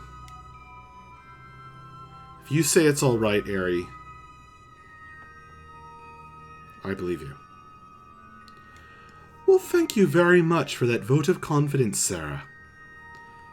You have a sweet heart, and you've been badly used.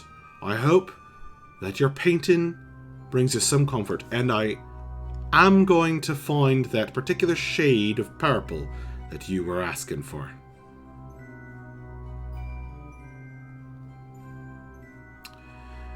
In the end, you guys are joined by Liam, Orinar, and a handful of other guests.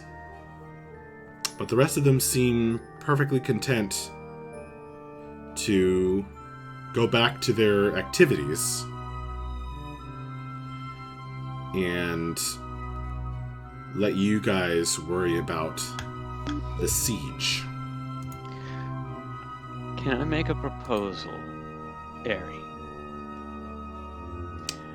Are you saying this after you guys leave the room or before? Yeah, once we get to wherever we're having our conversation. Okay. She brings you guys to...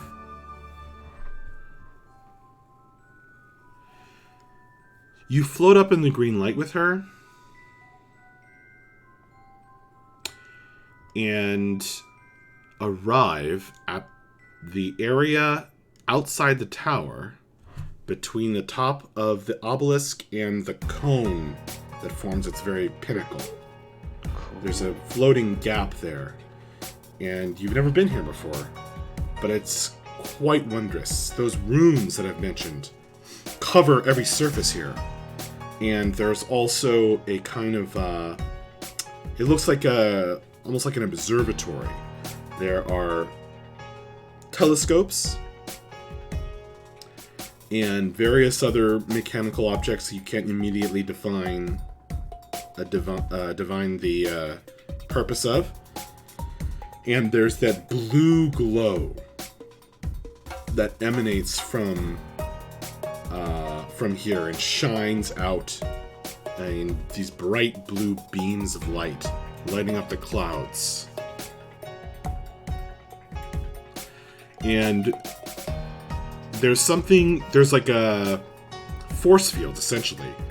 There's some kind of invisible wall that protects you from the howling wind.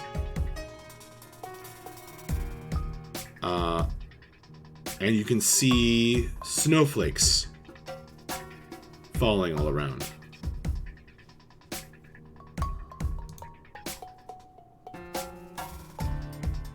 Although you are perfectly warm. This is beautiful, Aerie. Oh. Well, thank you very much. I designed this with my husband. Long ago. Well, it's definitely a sight. So I have a proposal. The five of us, and I know Ornor and Liam also, and maybe some of the others, we are pretty good in a fight, and I think that you've seen that yourself. With maybe your help, any kind of help that you could lend, we could probably take care of the siege in return for us going to West Head and taking care of our business and having no ill will between us at all. We're not trying to. Our only concern is for Bella's parents right now. And yes, we all want to go with her because, I mean, we're close. And also, since you've been such a good hostess to us, if we would like to help you with this situation. And I think all of us together might be able to take care of it. My dear Equitas, what do you fancy was the task that I'd mentioned I was going to ask of you in a few days' time? Well, Bella mentioned something about killing rats. Alright. There are undead rats down below. Big ones. I see. I'd like to know a little more about what you were saying earlier, the reason why you think that the governor of Westhead is here. I presume you mean that it has something to do with us, but I don't know. No. Not the governor of Westhead. You're thinking of Lord Rothdal, but his lieutenant, one of his lieutenants. All right. One of the creatures that serves him, I suspect, is what is directing the small army below the obelisk. I think he wants a few things that I have.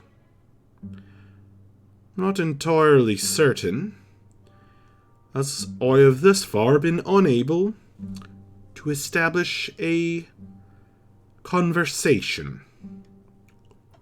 Do you think it has to do with the invading pirates? Perhaps. What invading pirates are you talking about? Oh, I had a vision about pirates coming to take over West Head. That's interesting. I hadn't heard of any connection between pirates and Lord Rothdal.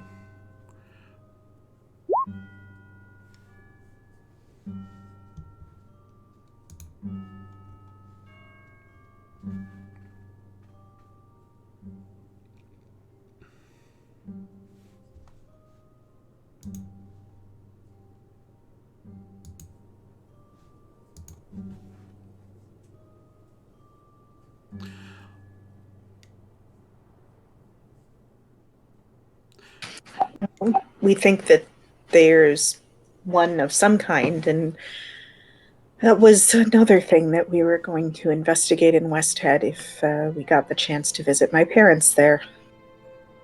I think that Puck LeBlanc, the person who owes you so much money, is there trying to orchestrate some sort of nefarious plot. And we don't really know all the details, but we had hoped to get to the bottom of it and possibly return with your money. That's a fancy play of words, dearie. I would not say that Puck LeBlanc owes me any money. She's already paid. Her deposit is forfeit. Well then, regardless, we had hoped to investigate what she was doing there. Since if I know one thing about her, it's that she has no good intentions in her. I'm not particularly concerned with that.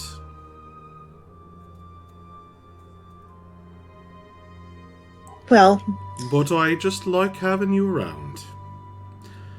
And I'm happy to provide any resources, as you termed them, that can help you in your various activities if they're already in my tower.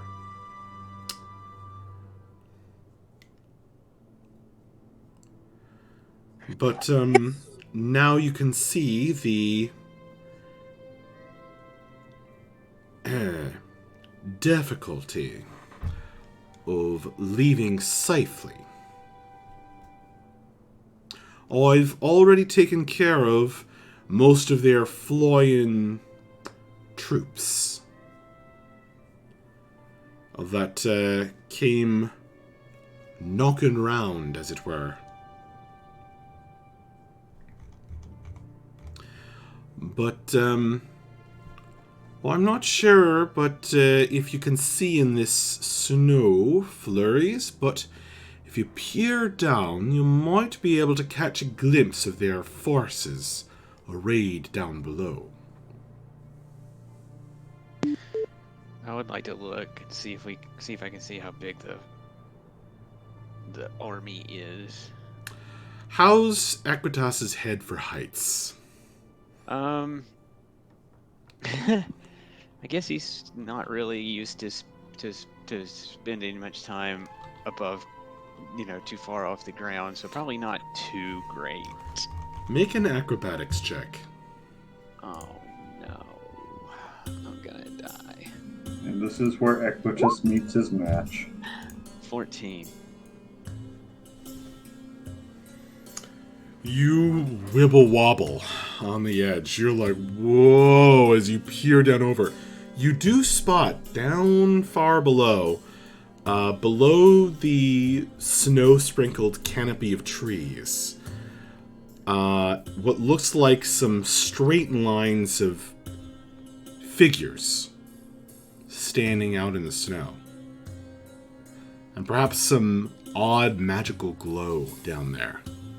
Maybe the reflected light from the tower itself. And you also are aware of like maybe some war machines or something.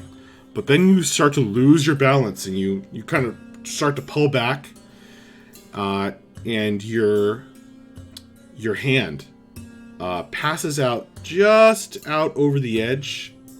And also as you peered out over the edge, you feel this cold wind just blasting your hair and your hand. Just outside the edge of the tower. The enormous obelisk.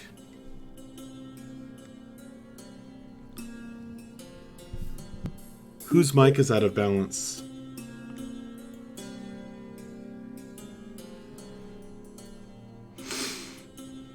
Wait, what? Twitch Taladar says that one of the mics is out of balance. I don't know, it hasn't been mentioned as a problem before. I honestly have no idea what that even means. Yeah, I'm not sure. Meaning is hearing it more in one side than the other. Not sure. So as you're wobbling, Stray reaches out a hand, and you feel this force, this very gentle but inexorable force, lifting you up and placing you safely back several feet from the edge. Whew. Thank you. Oh, it's no trouble. So there's a lot of people down there, it looks like. And some, looks like maybe siege engines or something, some sort of war machines. It'll be tricky.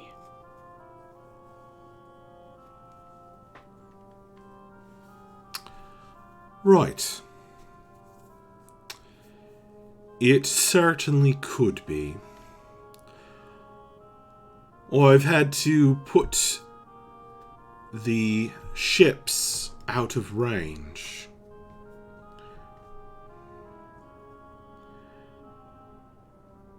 And I've sent off a few messages of my own. It's not really safe. But I do understand. Much as I might like to have your beautiful faces around forever, I understand if you've got to go. I just don't want to see you splattered out of the sky, as it were, as soon as you exit. Yeah, that would... Well, that's considerate. Do I detect a scent of sarcasm from you? Not at all. All my best friends don't want to see me splattered on the ground. No, that's just how she normally talks. It's okay. What Taladar says he meant that one person's mic is much louder than the rest. I don't know. That could be a funky thing happening between Discord and Twitch.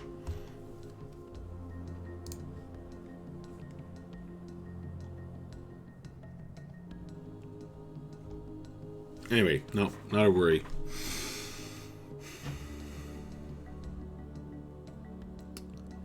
She says, I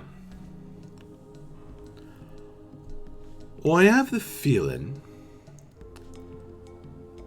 that, you folks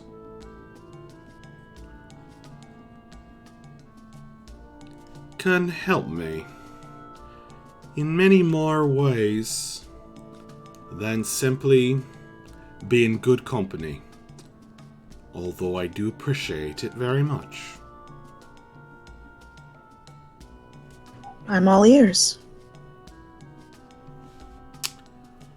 Well, for starters, you could take care of this lieutenant and perhaps have a word or two with Lord Rothdal.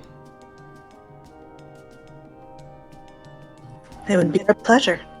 Yeah, that was probably something we would have ended up doing anyway. He has his mind shielded against outside influence, so I can't send him any send-ins.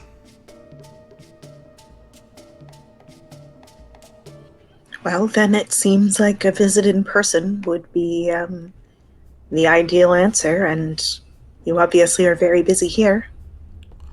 Right. Something like that would be very much appreciated. At some point in the coming weeks, I suppose.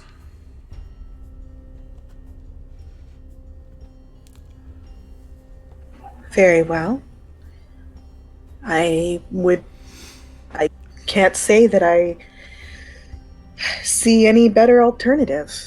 I wish to go to West Head. You have business that you would like handled in West Head, and it seems that our interests are suddenly realigned. They were never out of alignment as far as I'm concerned.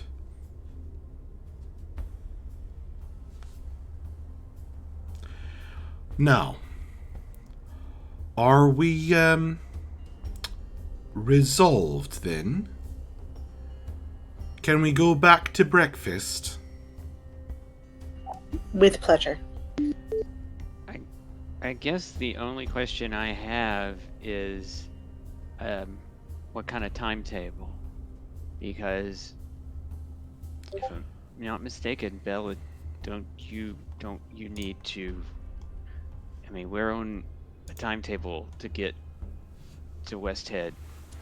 My mother's performance is in 2 weeks. Is it Right. 2 weeks? That's my timetable. Okay. All right. Fair enough.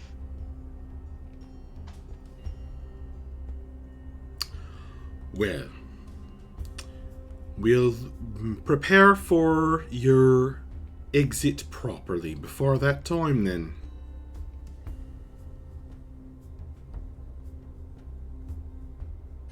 Well, I'm glad that we were able to, I hope, smooth things over. I was very unhappy at the idea that we had caused you any type of offense in the unfortunate way in which this conversation began. It's, as I've said repeatedly, that was the last thing that I wanted.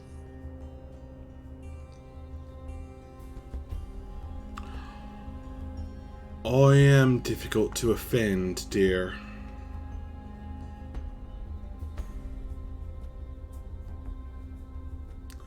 I just like to know that my guests are happy. And to quash any nasty rumors that may be going around about the beautiful young halfling lady in her tower.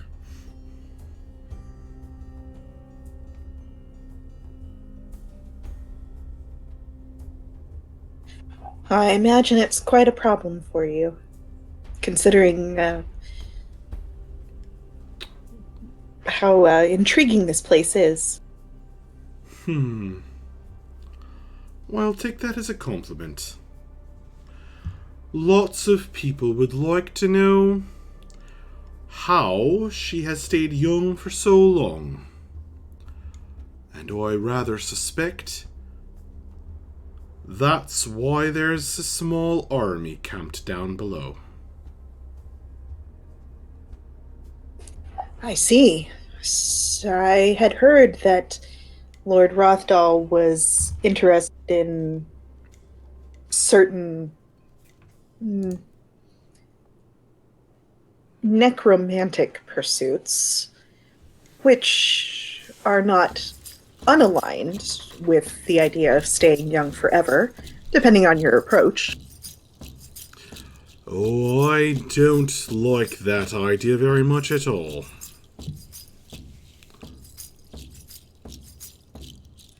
Well, I don't mean that that's what I think you're up to, only that I had heard that he was interested in those types of magic. Oh, I do understand. I just mean philosophically, if you will. I'm philosophically opposed to the whole idea that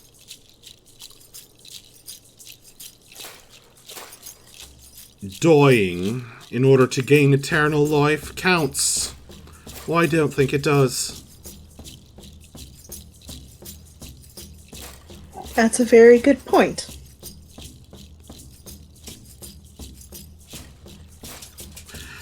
And, young man, Briff, I just want to reassure you that nobody's going to be turning into anything. Leastways, not unless they really want to. So if my friends stay, not these four, but the others that came with us, if they stay here, they're not gonna become slaves again. Slaves? No, they're guests. Now, surely you don't mean me asking for a few chores or things done here and there around the obelisk? No, I mean like not having a face anymore.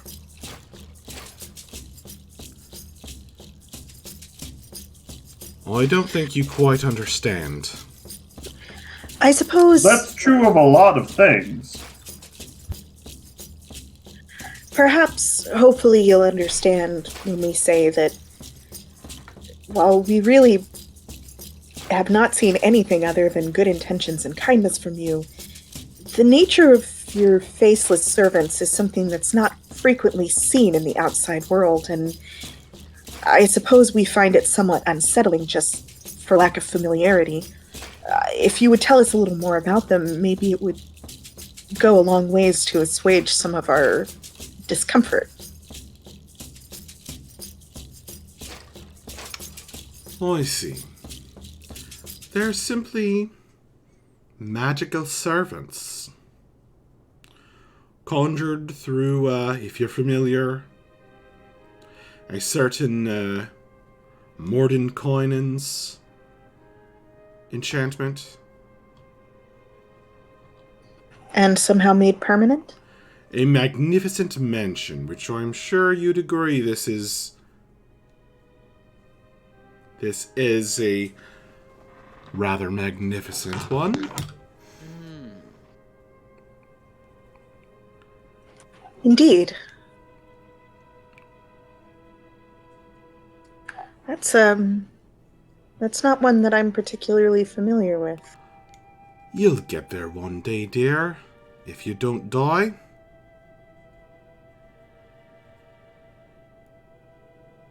I mean, if you complete your studies.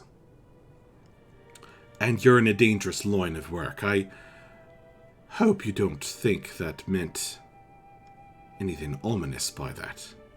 Oh, certainly not.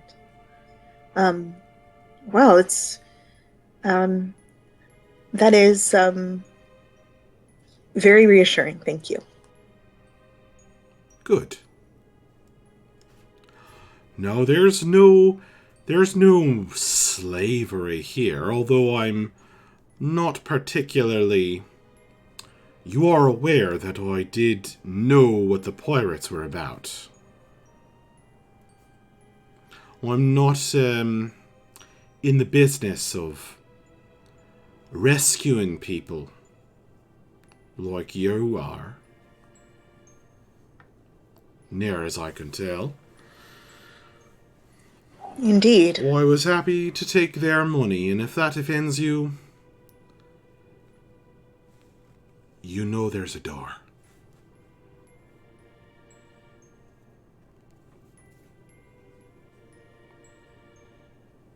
But I like my guests to be happy, and for no harm to come to them.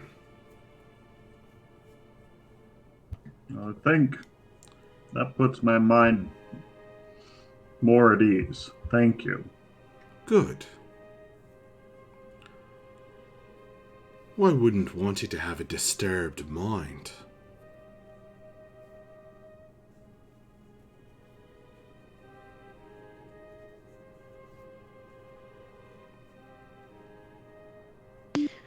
Can I get a glance at Liam and see how he reacted to that explanation?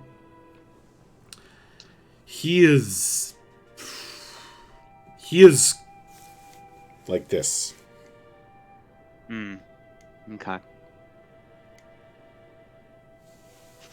Fair enough.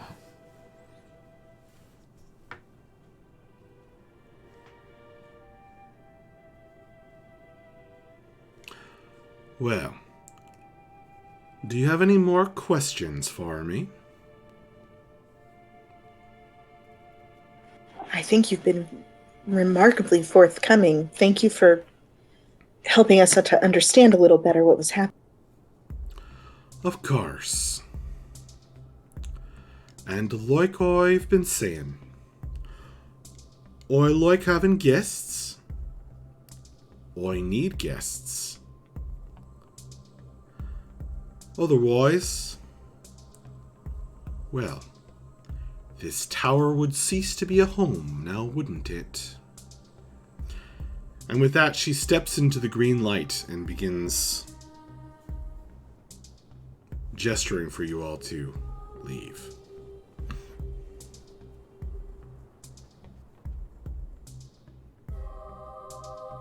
Kiri's gonna be the last to go. She hasn't been outside in like 2 weeks, so she's gonna enjoy the sunshine for a couple seconds and then follow in. There's not much sunshine coming through the snow flurries. Or whatever's available. This is the first glimpse of the outside you have had since arriving.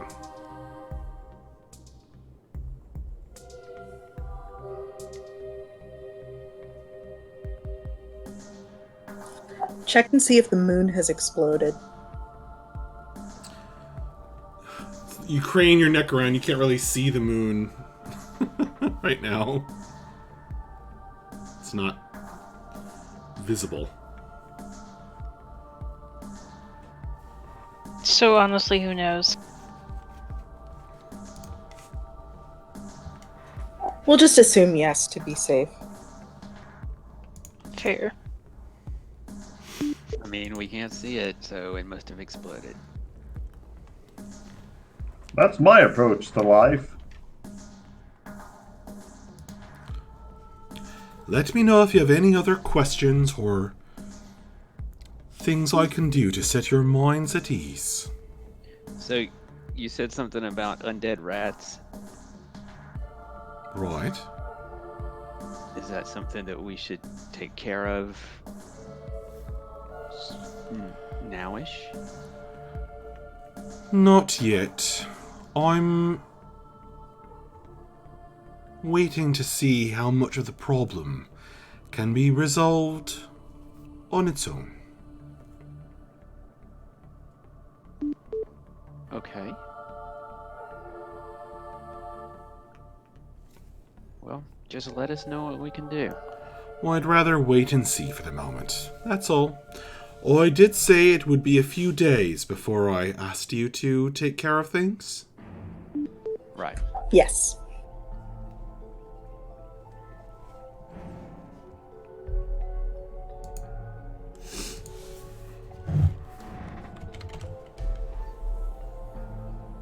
Oh, hey, Miss Aerie. When we were doing the message thing last night, Do you think now would be a better time to do it? Or is there any way to, like, I don't know, boost the signal a bit, I guess? Right. Well, I do have some other things that have come up that I need to take care of. Let me get back to you tomorrow, alright? Alright, sounds good. Then I'll be certain to have a spell ready that can penetrate most barriers. Cool. Thank you. Excellent.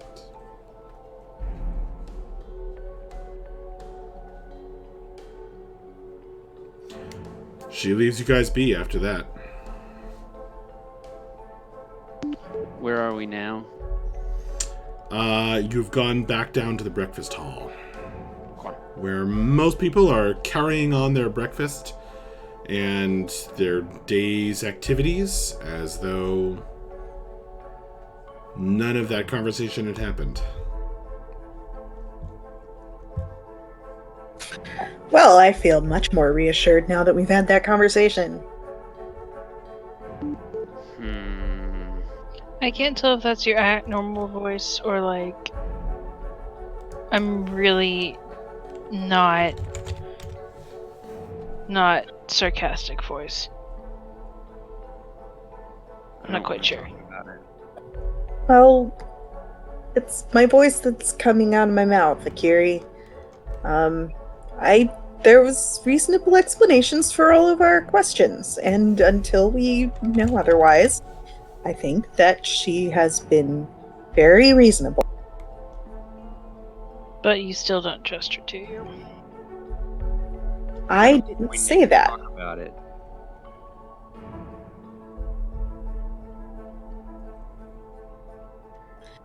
I don't trust anybody that I haven't known for very long. You know that about me.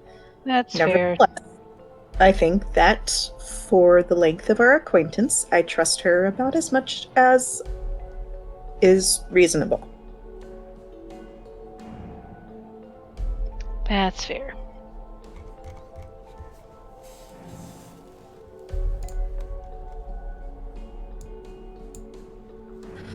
So, until then, I suppose my proposal is that we take advantage of her research library while we still have it, before we get eaten alive by zombie rats.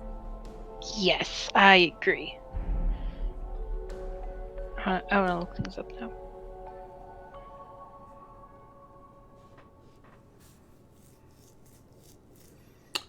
All right. You guys would like to spend some time doing research. Very well. Are you researching in the library? Or are you talking to Aerie? Yeah, library. Okay. So you access her library, and what are you looking up over the next few days?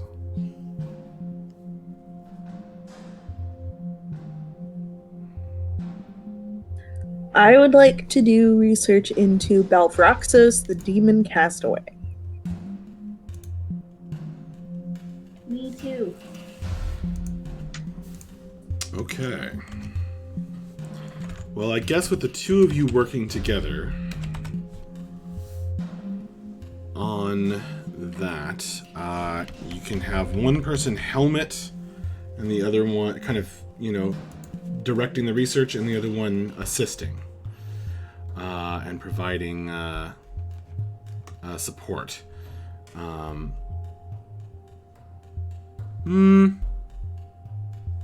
Actually, screw that.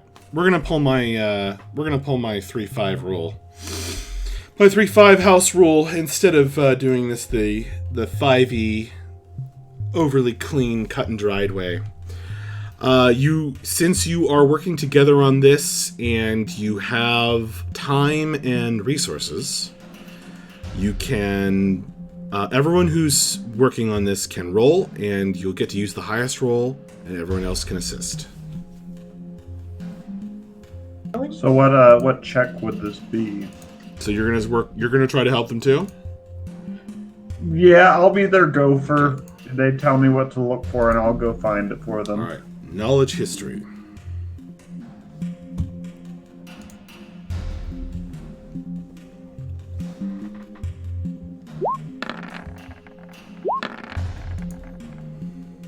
Oh! Nice. Oh, But it's still, Mavra. what the heck? Mavra. Perfect. We really need a theme song. I like that Maver got like a natural 20 and Bella still got higher with it. Oh my gosh, it's true.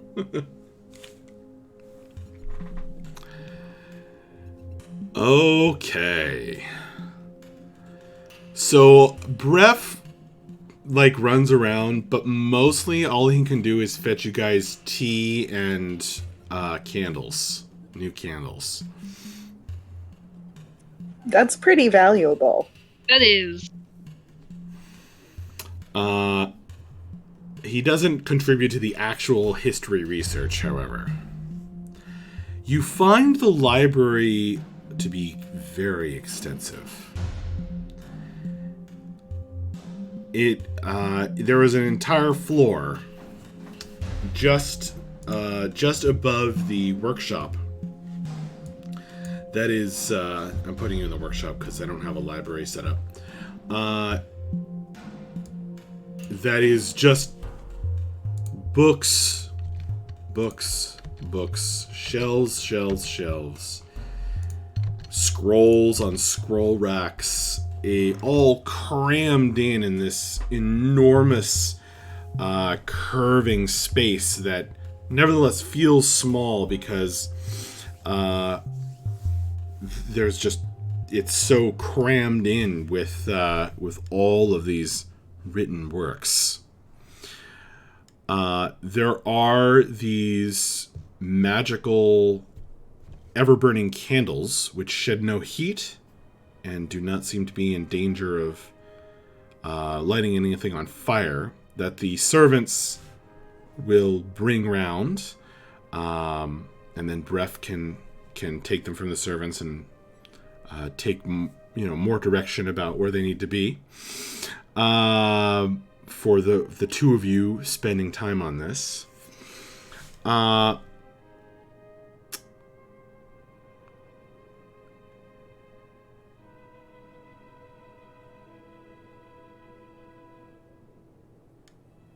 Okay.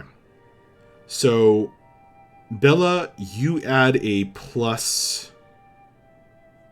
Or rather, Mavra adds a +4 to Bella's check. So the total is 27. Awesome. And the calculation for that is it's 10 to add a +2 to be of any benefit, and then it's a +2, and then every 5 above that is an additional +1. And that's my co-research house rule from back in the day. Okay. We are going to go into a lot of information now, because that 27 is pretty damn good.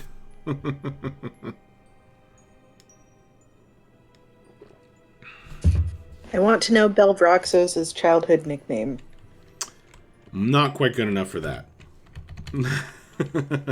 That's like a bardic knowledge 30.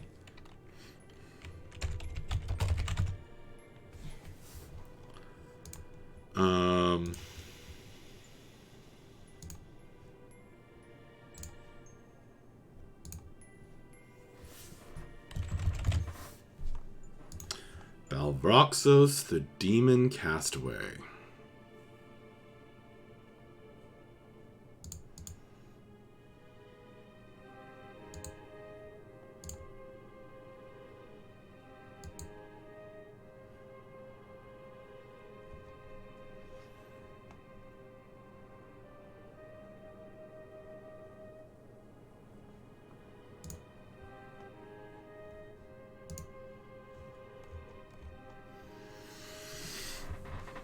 In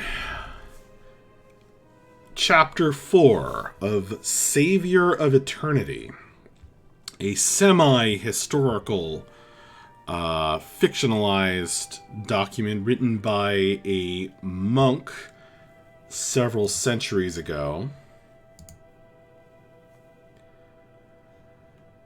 you find an entry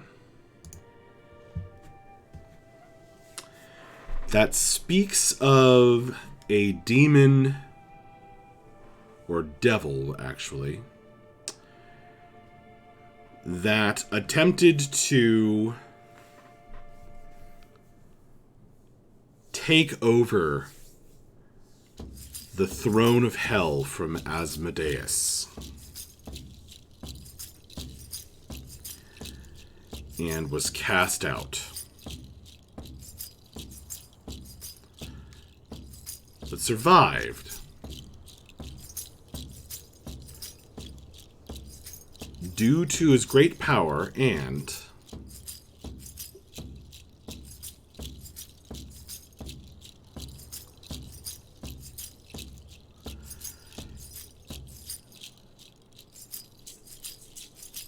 utilizing our kind of leaning on a contract that he had created, that he had signed with some powerful mages of the Kingdom of Ebb.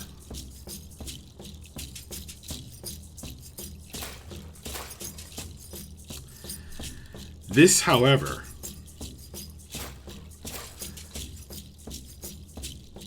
due to the complex politics of the time, turned this entity into an enemy of the Kingdom of Ebb.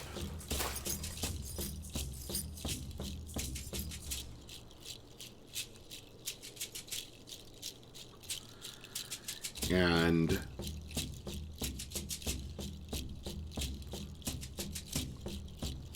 they named him, they gave him the name Balvroxos, which means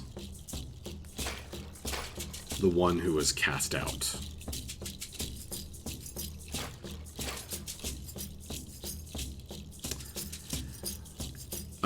These powerful mages that Balvroxos made enemies of within the Kingdom of Ebb were known as the Edian Acolytes.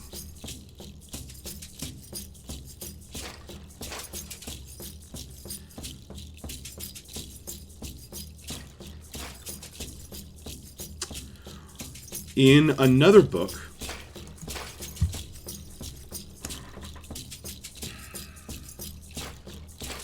Medic of the Plague, you find something about the Edian Acolytes and their connection to this whole business.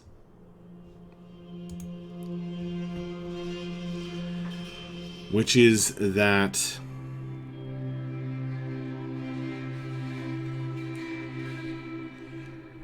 they gained the favor of the goddess Fiexi, or god, the god Fiexi.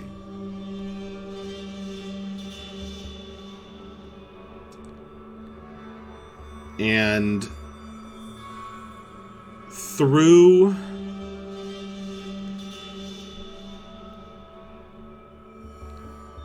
their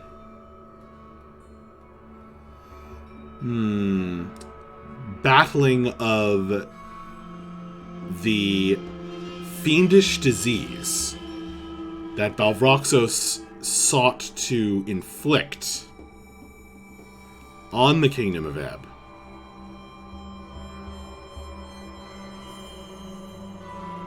They gained the enmity of one Lady Zavia, the Risen.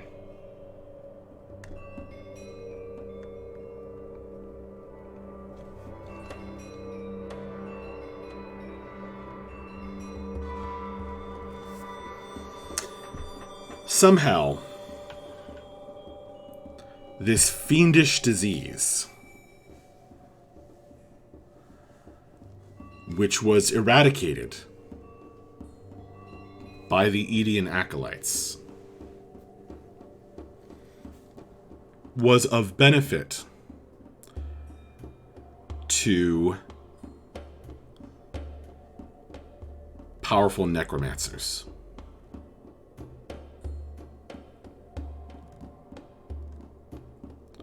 However, not all necromancers,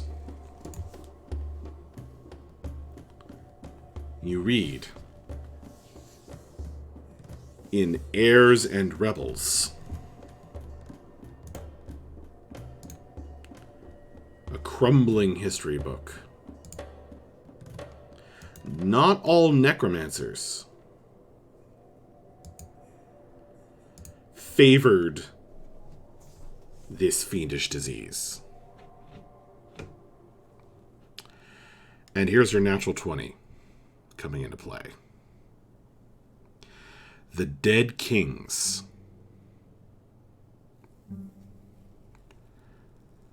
The Dead Kings were also opposed to the spread of this disease, and in particular, the new disease that Balroxos cooked up, known as the Pink Chill. Mavra, through sheer luck, you decide to pick up a dwarven history book, just in case it has some bearing, and find an entry on the Dead Kings. Dwarf lords from a bygone age, masters of dwarven runic magic and its applications in what they called merciful necromancy.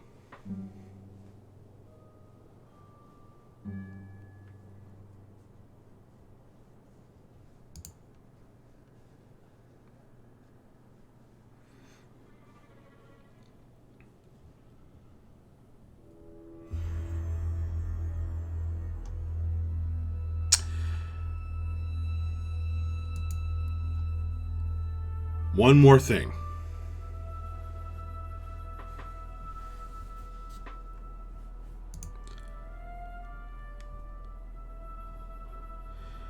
That your 27 gets you.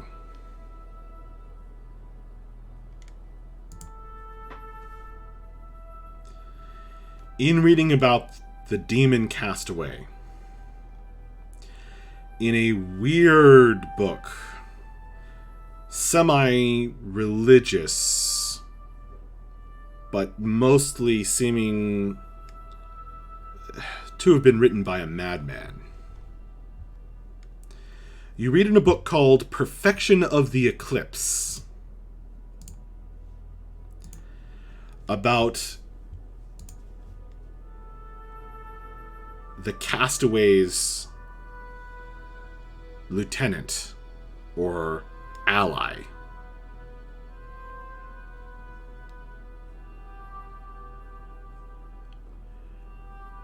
A former dragon slayer who fell into darkness and was consumed. Zendrieg, champion of the Red.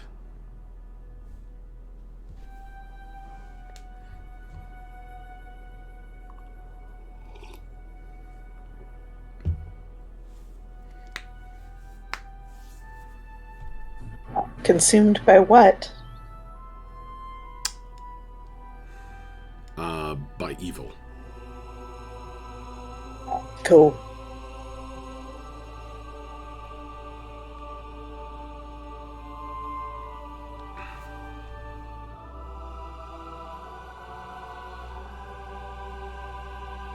Can we kick out Jeremy? What, out of the campaign? Yeah. For that comment, yes. I don't even There know. are things happening in the Discord right now. Okay. What did you do? I will refrain from answering that for Twitch's sake. Oh, good. It's probably for the best.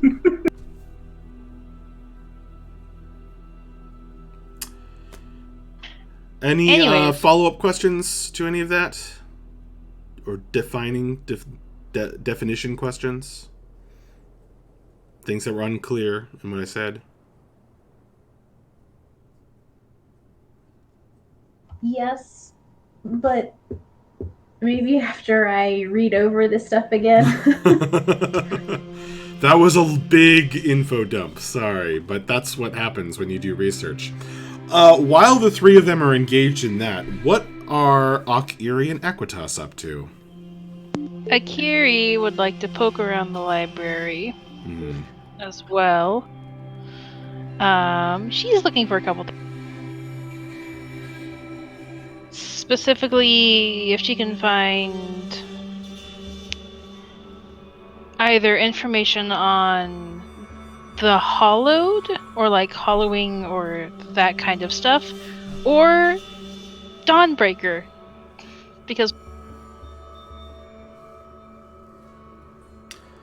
you kind of have to pick one.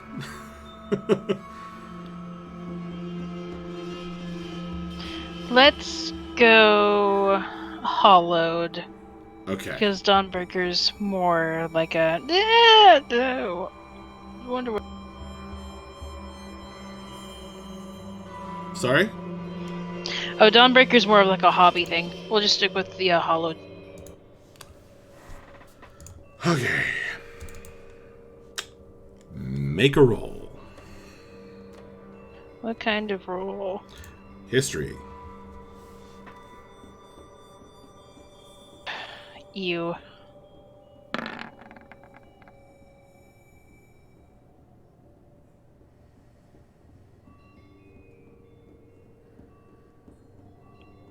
I got an 8. Unfortunately, even though you find lots of information like related to the Sword Wings and Legends of Ancient Battles, it's really hard to find anything about the Forgotten or the Hollowing. Really hard. Great. It's a bummer. What about you, Equitas? Well, there's actually a couple of things, but I guess, man,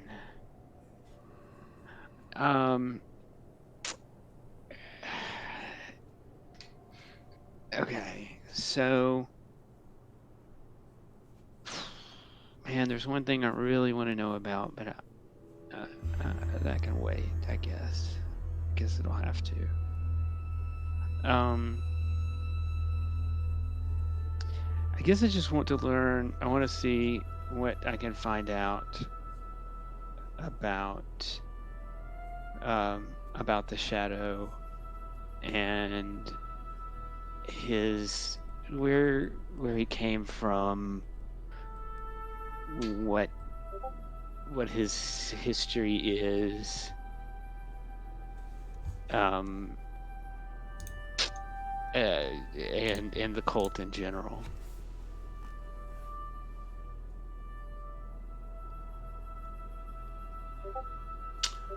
Whose history in the cult? The shadow. Just the I want to know, about the cult of the shadow, and more. I want to know more. See if I can find any information, basically about him himself and his dealings with in the other Dark Six. Oh boy, this is going to be interesting. Okay, make a roll, and yeah, just make a roll. History. Okay, it's not gonna be good. On the shadow. That's a 10. And its cult. Better Yeah. than me.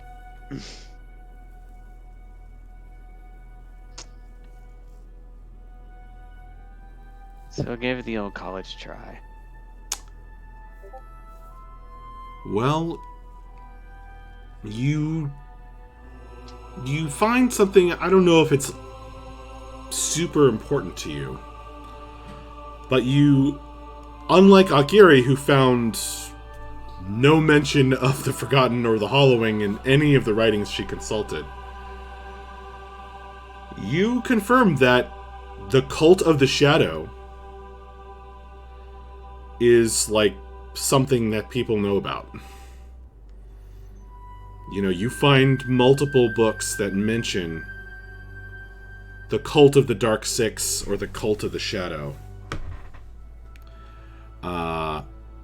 And it's their tendency to have these enclaves out in the wilderness away where they can practice their weird religion away from civilized or reasonable folk is the thing that you read. Okay. Speaking in character there. Alrighty. I guess that should have been a religion check. Actually. You want me to use that same roll and add 3 to it? Sure. Okay, so that would be a 13. A 13...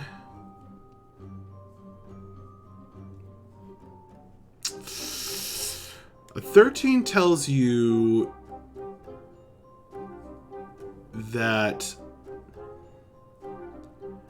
the most well-known of these cults, and perhaps the largest, are the Acolytes of the Shadow, the Fallen, and the Umbral Knights. The works you consult don't necessarily contain all the details about the relationship between the Umbral Knights and the other cult groups. Right. Some of that I know a little bit about myself, but okay. Okay. Oh, actually, I'll give you one more thing with your 13. Okay.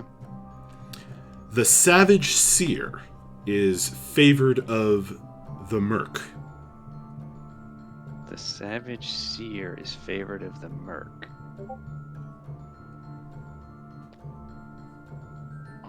MERC?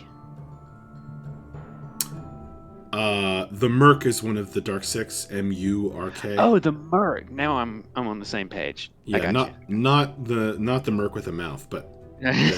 the I dark. don't know why. I the- don't always think of that. one of the Dark Six synonyms. Right. I got you. Because I never really left my high school writing tendencies.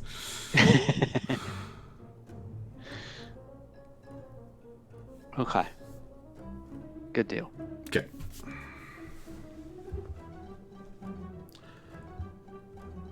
Okay. I need everyone to roll a d10, please.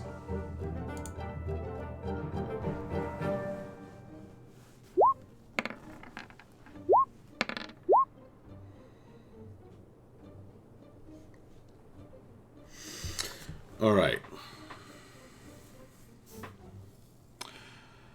This library is marvelous. The tea, spectacular. Splendiferous. The company and assistance that you get from both the servants and perhaps occasional conversations with Aerie is excellent.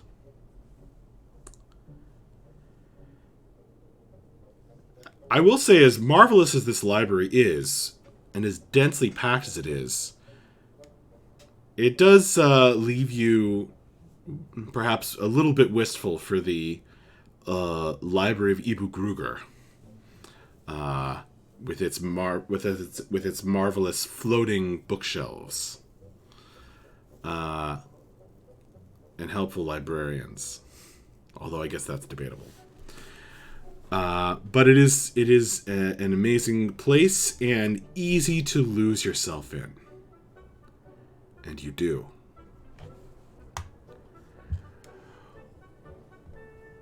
How many days did we lose this time? 8 days have passed. Oh no. I was afraid of that.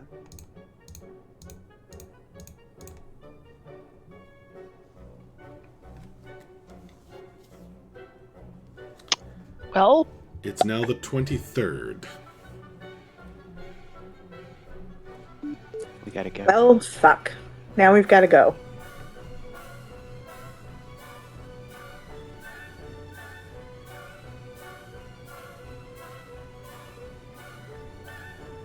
this music feels accurate as heck. You notice, checking in the mirror, you guys, each of you has put on a little bit of extra flab. A lot of the lines in your face are gone. You've been sleeping full nights.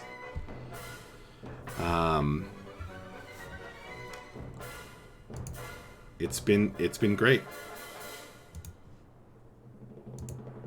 Too great.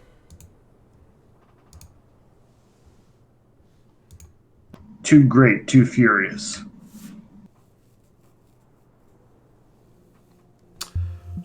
So, you've all finished your research, you've discussed it amongst yourselves, you've been eating really well, drinking heavily, perhaps, some of you,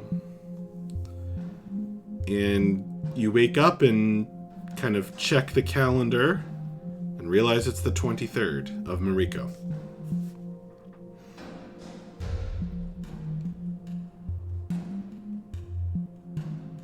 Man, it would be great if we could get there like right now.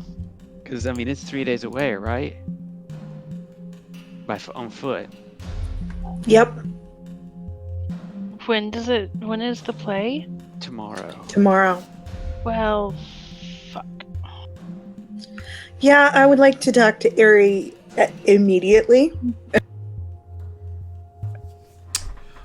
Okay? You can simply say her name and she will speak to you. I will say, Aerie, I understand that you've been very busy, but we have a serious problem. My appointment with my parents is tomorrow, and unfortunately it seems that we won't have time to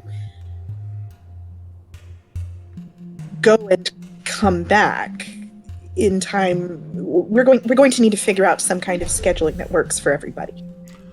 Can I ask a question real quick? Oh, Did right. you Let's ever get- talk it over breakfast, shall we? No, by that time it'll be too late. Oh, my. As you guys are getting dressed and waking up... I'm sorry, did I interrupt you? Please? Well, I was just gonna say, she had said that she was going to talk to us the next morning about trying to send a message to Bella's father. Did she ever even mention that? Did anything ever come of that at all? So, remember I said you got really focused Yeah. on your research. really couldn't help yourself. It's just very, very interesting. And even though, you got a limited amount of information, like the whole doing research in this library is really fun. Like a drug. She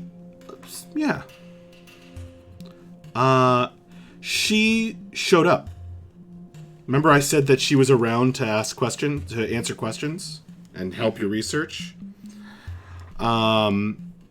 She actually showed up in the library and kind of checked in on each of you. And would say, "How's it going? Oh, look at all of these books you've got out. Isn't that interesting? I'm not sure I've actually read that one." "Well, it looks like you're a bit busy. I'll go and come back. Don't you worry about anything that's going on. I've got the siege, etc. under control." And then she went away again. So she did check in on you every other day or so. But your perception, not time itself. Time itself didn't change. But your perception of time, the days just kind of seamlessly slid one into the next. And before you knew it, literally, before you know it, 8 days had passed. Yeah, that sounds like how I spent my college years. Exactly. And now it's exams tomorrow. Okay. So you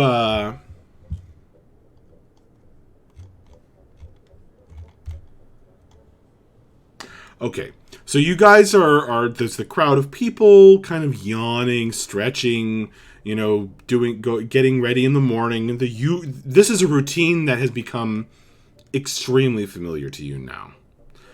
And then Aerie shows up. She's pretty perfectly coiffed, except she looks she's huffing a little bit.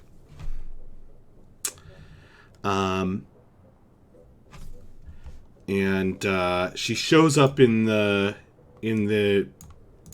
kind of sleeping area. And she walks right over to Equitas and Bella after kind of pausing and smiling and saying, "Top of the morning," to a few people as she passes. And walks right up to you, Bella, and says, "I heard a note of urgency in your mind, or voice, for lack of a better word. So I felt I should perhaps, since I had a moment, come and speak to you in person." Well, yes. It would seem that time has rather gotten away from us as we've been waiting to go down and break the siege. And as it happens, tomorrow is my mother's performance, and I can't miss it. I don't know when I'll be able to see her or my father again after that. And as much as I want to help, even if I could just get away for a couple of days, it is the most important thing to me.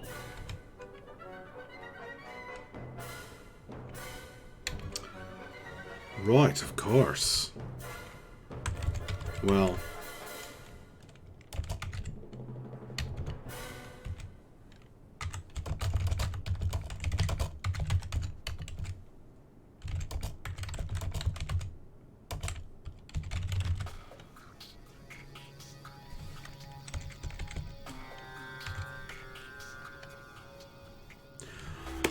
right, of course. Well, if you feel that you're completely prepared, we will set you up in my fastest ship, which I will let you borrow, since you feel this is so important, and I will let you borrow it. And especially since you want to come back, and you can zip out and then return, and Well, it'll be quite alright, won't it? Just don't let it get damaged now. No, we don't have any intention of doing anything terribly exciting with it. I really appreciate Then I would have to charge you. Of course. Right. So you've got to get to Westhead. When? By tomorrow, at the latest. Tomorrow night? Would that be alright? I think so.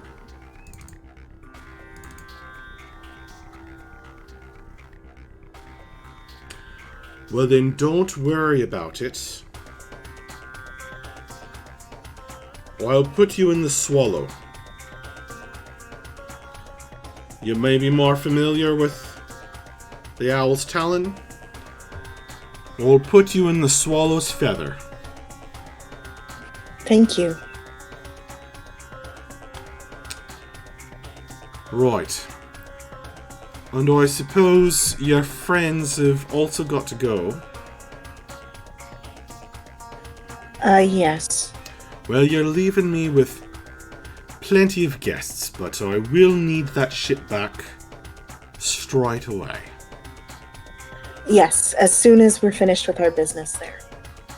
Right? Well, she snaps her fingers. Pack up their things if you would be so kind. And in a few moments, all of your gear that you haven't even touched in weeks is swiftly gathered up and bundled together near the room full of stars that you entered.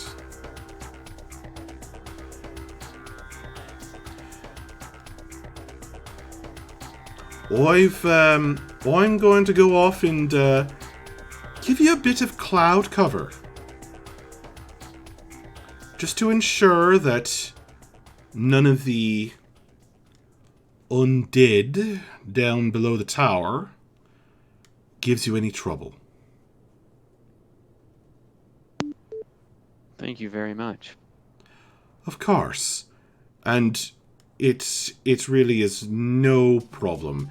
If you decide that it's too dangerous, or you're not quite ready to see your mother, there's no shame in turning right back around and coming back here. Alright? Sure. Okay, thank you. Off you go then, Captain Bella. Okay, I'm a little weirded out, but I load everybody up and take off as... Oh, come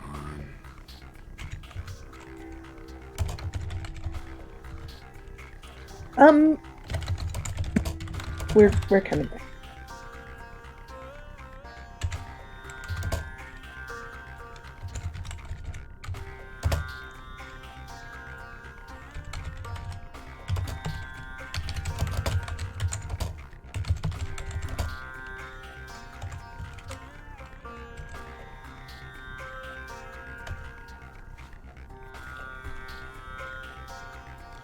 So you guys gather up your things. You change back into your adventuring clothes, which kind of fit differently. They're a little bit tighter around the middle, that kind of thing. You gather up your weapons, which, except for practicing, you haven't used in weeks. And you stride through the chamber with the stars, all behind Bella. Bella, since you rolled a natural 20 in secret, you felt a little resistance, a little doubt entering your mind as you crossed this room. Like, For a second, you wondered, are you really ready to do this?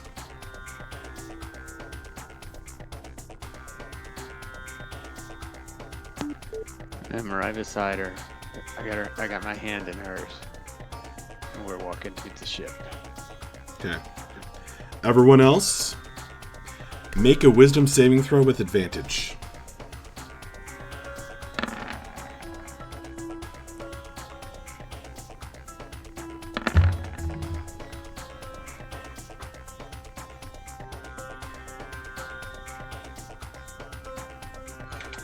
Thirteen, 14, I'm not sure 15, when you said 16. everybody else, if you meant me. Wait, it's a 20. Including you, Equitas. Okay. Okay. Of course, thematically, I'm so glad you rolled highest. Bella and Equitas, you stride out there hand in hand and find the swallow's feather, ready to make sail. There's a wind up, there's swirling clouds, a thick carpet of clouds down below you. Kind of weirdly low, unnaturally low clouds, but they still form a very effective veil between you and the ground. You walk, balancing carefully on the relatively narrow kind of dock that sticks out from the side of the tower. Aerie, Mavra, and Breath. Oh no. You walk partway through the starfield. And then it occurs to you, you'd be crazy to leave this place. Are you kidding me? We've got it so good here. Exactly. You've got it really good. It's safe. Do you really want to go back out into danger? The threat of death? Overbearing parents? Guilt? Problems? Wouldn't it be infinitely a better life,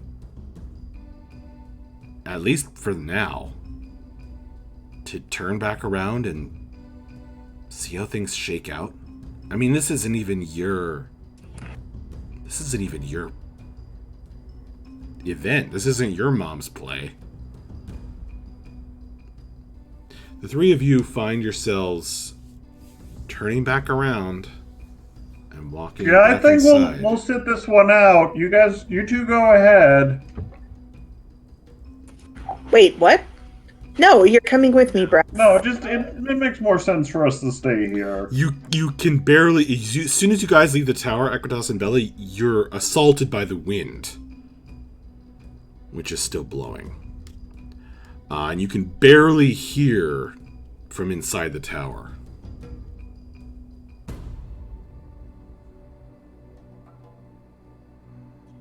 Okay, no, you have to come with us, bruv. Like, what? How are we going to function without you? You're our main muscle.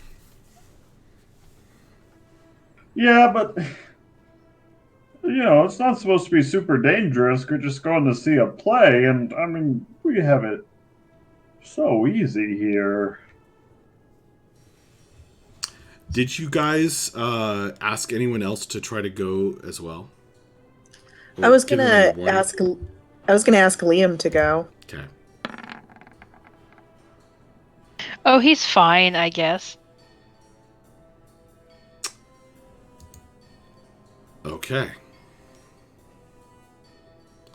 I'm but you assuming haven't we- talked to Orinar or anybody else about this, right? I mean, I'd leave that up to Breath. Okay. I would have mentioned it and asked him if he would like to come with us. Okay, that would kind of be a different conversation, I guess, that we would probably have to have. But we won't jump back in time to that right now. Okay. Liam. He hesitates in the middle of the room, watches you three turn back and walk toward the steps. And he says, of course. Well, you can try again later, I guess. He looks toward the exit where Bella and Aquitas have gone. Kind of screws up his face like this. And goes, they can do it! And runs forward. Alright, Liam. And bursts out of the tower. Immediately turns into an old ancient man and dies. Just crumbles to dust. And he looks around. The gray fades from his skin and his hair.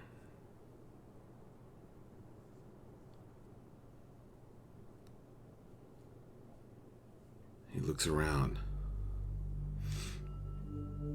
He shivers in the cold, snowy wind. He looks at Aquitas and Bella.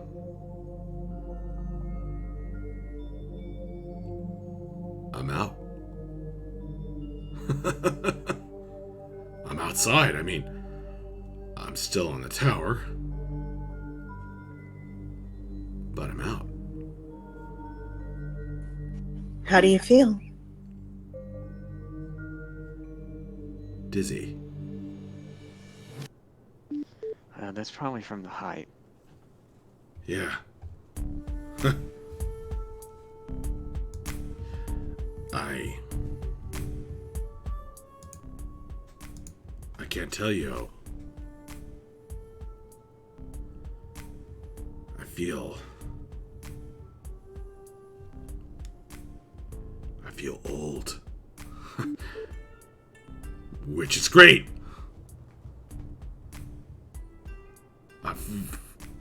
My joints hurt.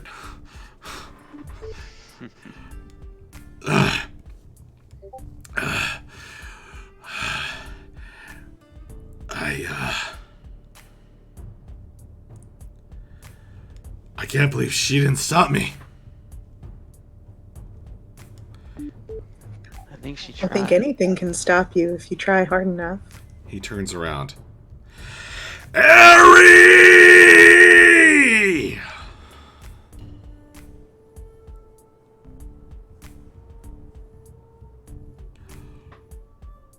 Yes, you all hear this. Was somebody calling my name? I happen to be concentrating on a strong protective cloud spell. Aerie!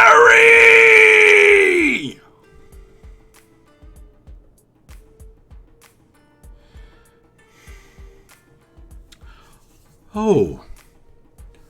Have you recovered from that nasty cut on your jaw then? And the paralytic poison that's been running through your veins for the last few decades? I'm glad we finally cured you. Or have we? You stupid, crazy old hag!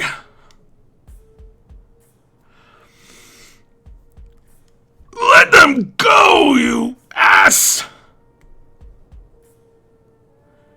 He is starting to hunch over. He's bending kind of at this uncomfortable angle. Like his internal bones and organs are shriveling.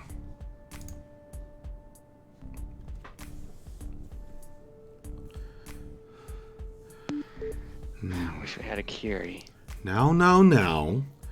You know I've got to have guests in the tower.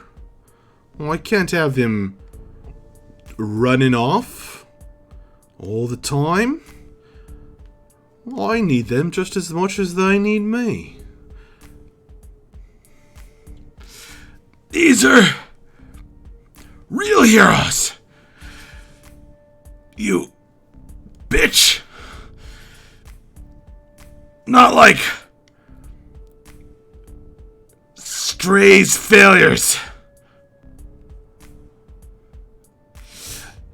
They can fight the beast. Let them go, or you'll be eaten like the rest.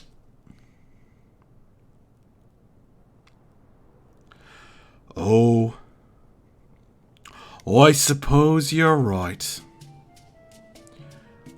Well, enjoy your freedom, you crazy sad old man.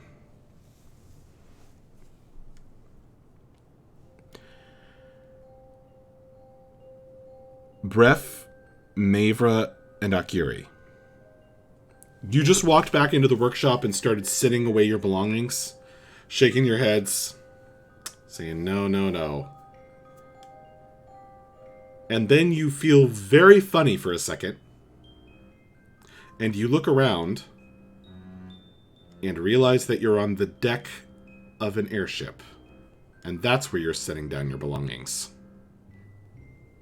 This isn't the workshop.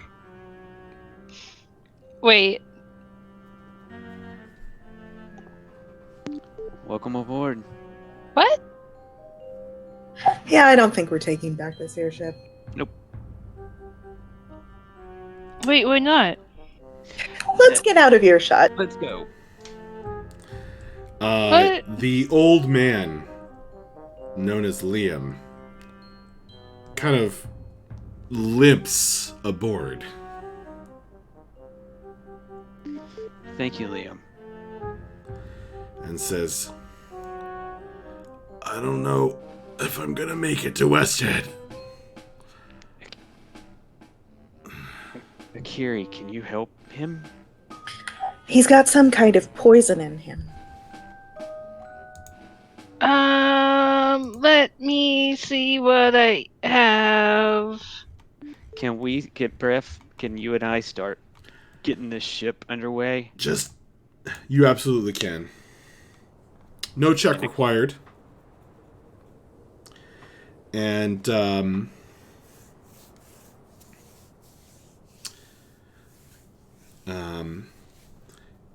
no,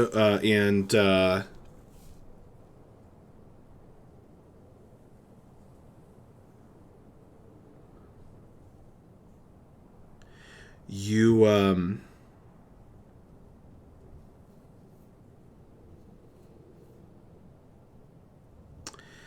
no check required. You find that everything is in readiness.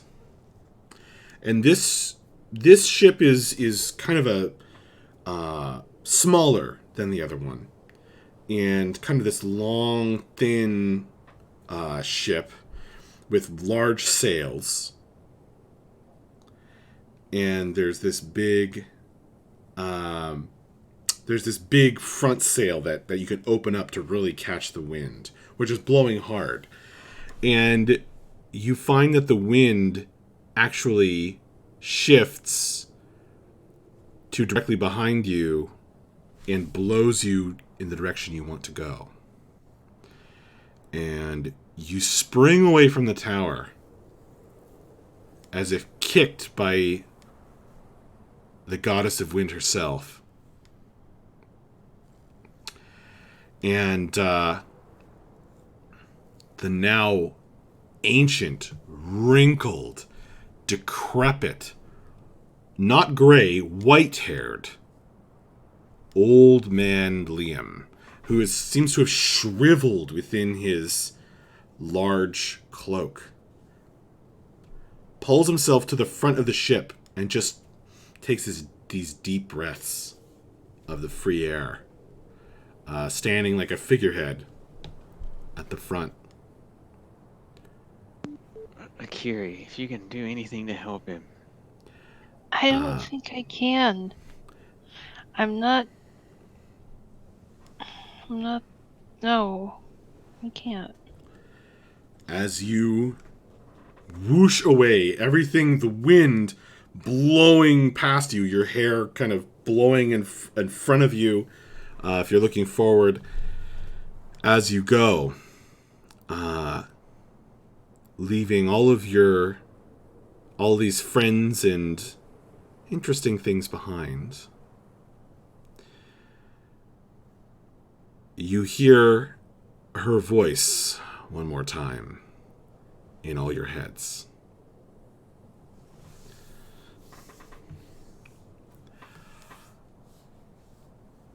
We'll have a safe journey. I hope to see you back here within the week, and that everything goes according to how you'd like it. If you're not back, I'll know you've run off with my ship, which I'm sure you would never do. So feel free to come back anytime, but it had better be within a week. Godspeed. And there's another kick of wind, and the ship rockets forward at a pace no ship you've ever been on has ever moved at. It's faster than Aerie can fly. And she is loving it. I'm up front with Liam. Just, got my arm around him. Just making sure I don't know, there's not much I can do. He pulls out the double-ended dagger.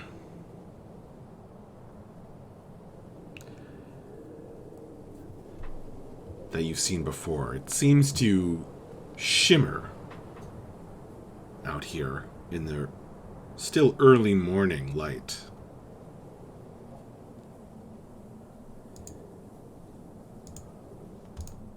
He looks down at it, and he looks up at you. And this old man's face breaks into 1,000 wrinkles as he cracks a smile, gripping the guardrail at the front of the ship, the wind blowing past you both.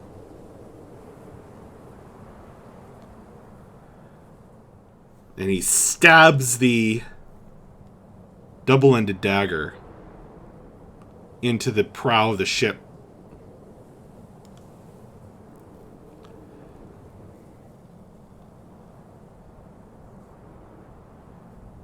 And he looks up at you, and he looks up at you now, as he's like hunched over. And he says, "It was worth it."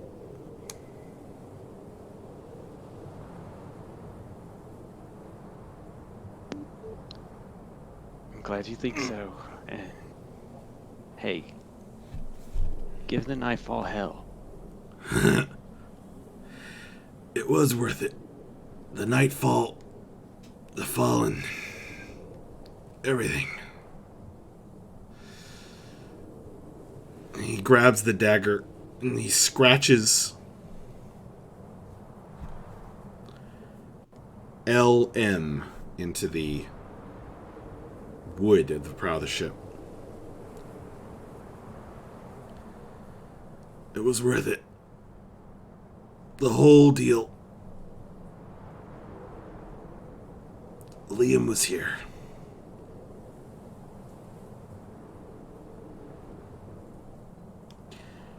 And he holds on and watches the wide open space with no walls surrounding him for the first time in over 70 years. He holds on to that, turning whiter and more wrinkled, the smile on his face.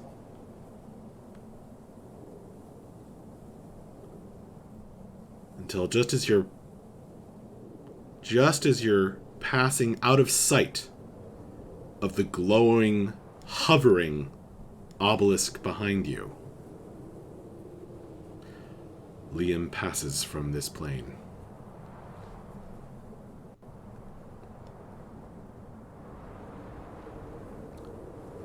As you rush on toward West Head. And that is where we will end it for tonight.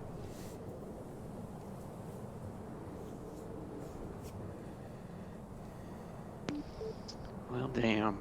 Go, Liam. No kidding.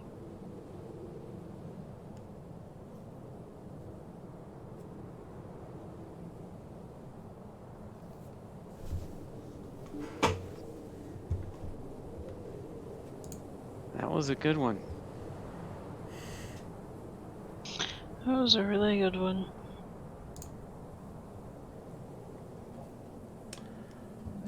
I feel so gaslighted. Right. Telling you, I never liked that bitch. Yeah.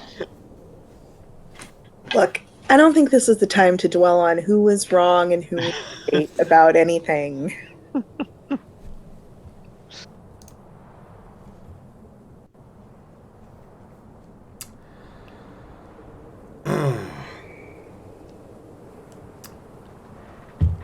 Okay, I'm gonna need to go to bed. Yeah. Good night, everybody. Thanks for playing. That was a lot of fun. Night. This was a really, really good one. You level up. Yes. Heck yeah. Oh, that's exciting. Finally. So, congratulations. I'll see you all back here next week with 6th and 1/7 level characters. Sounds like a plan. Yeah. Good night, everybody, and thanks to Twitch chat, everybody who came by and commented. Thanks to Mathos, Screen Name, Taladar, Grimslag, and even the bot that came by. Good night, and see you here later. Thank you to Jeremy, player of Breath. Thank you to M, player of Aerie. Thank you to Paul, player of Equitas. Thank you to Danielle, player of Mavra. Thank you to Kirsten, player of Bella. You guys are all awesome. I love you very much. And see you next time.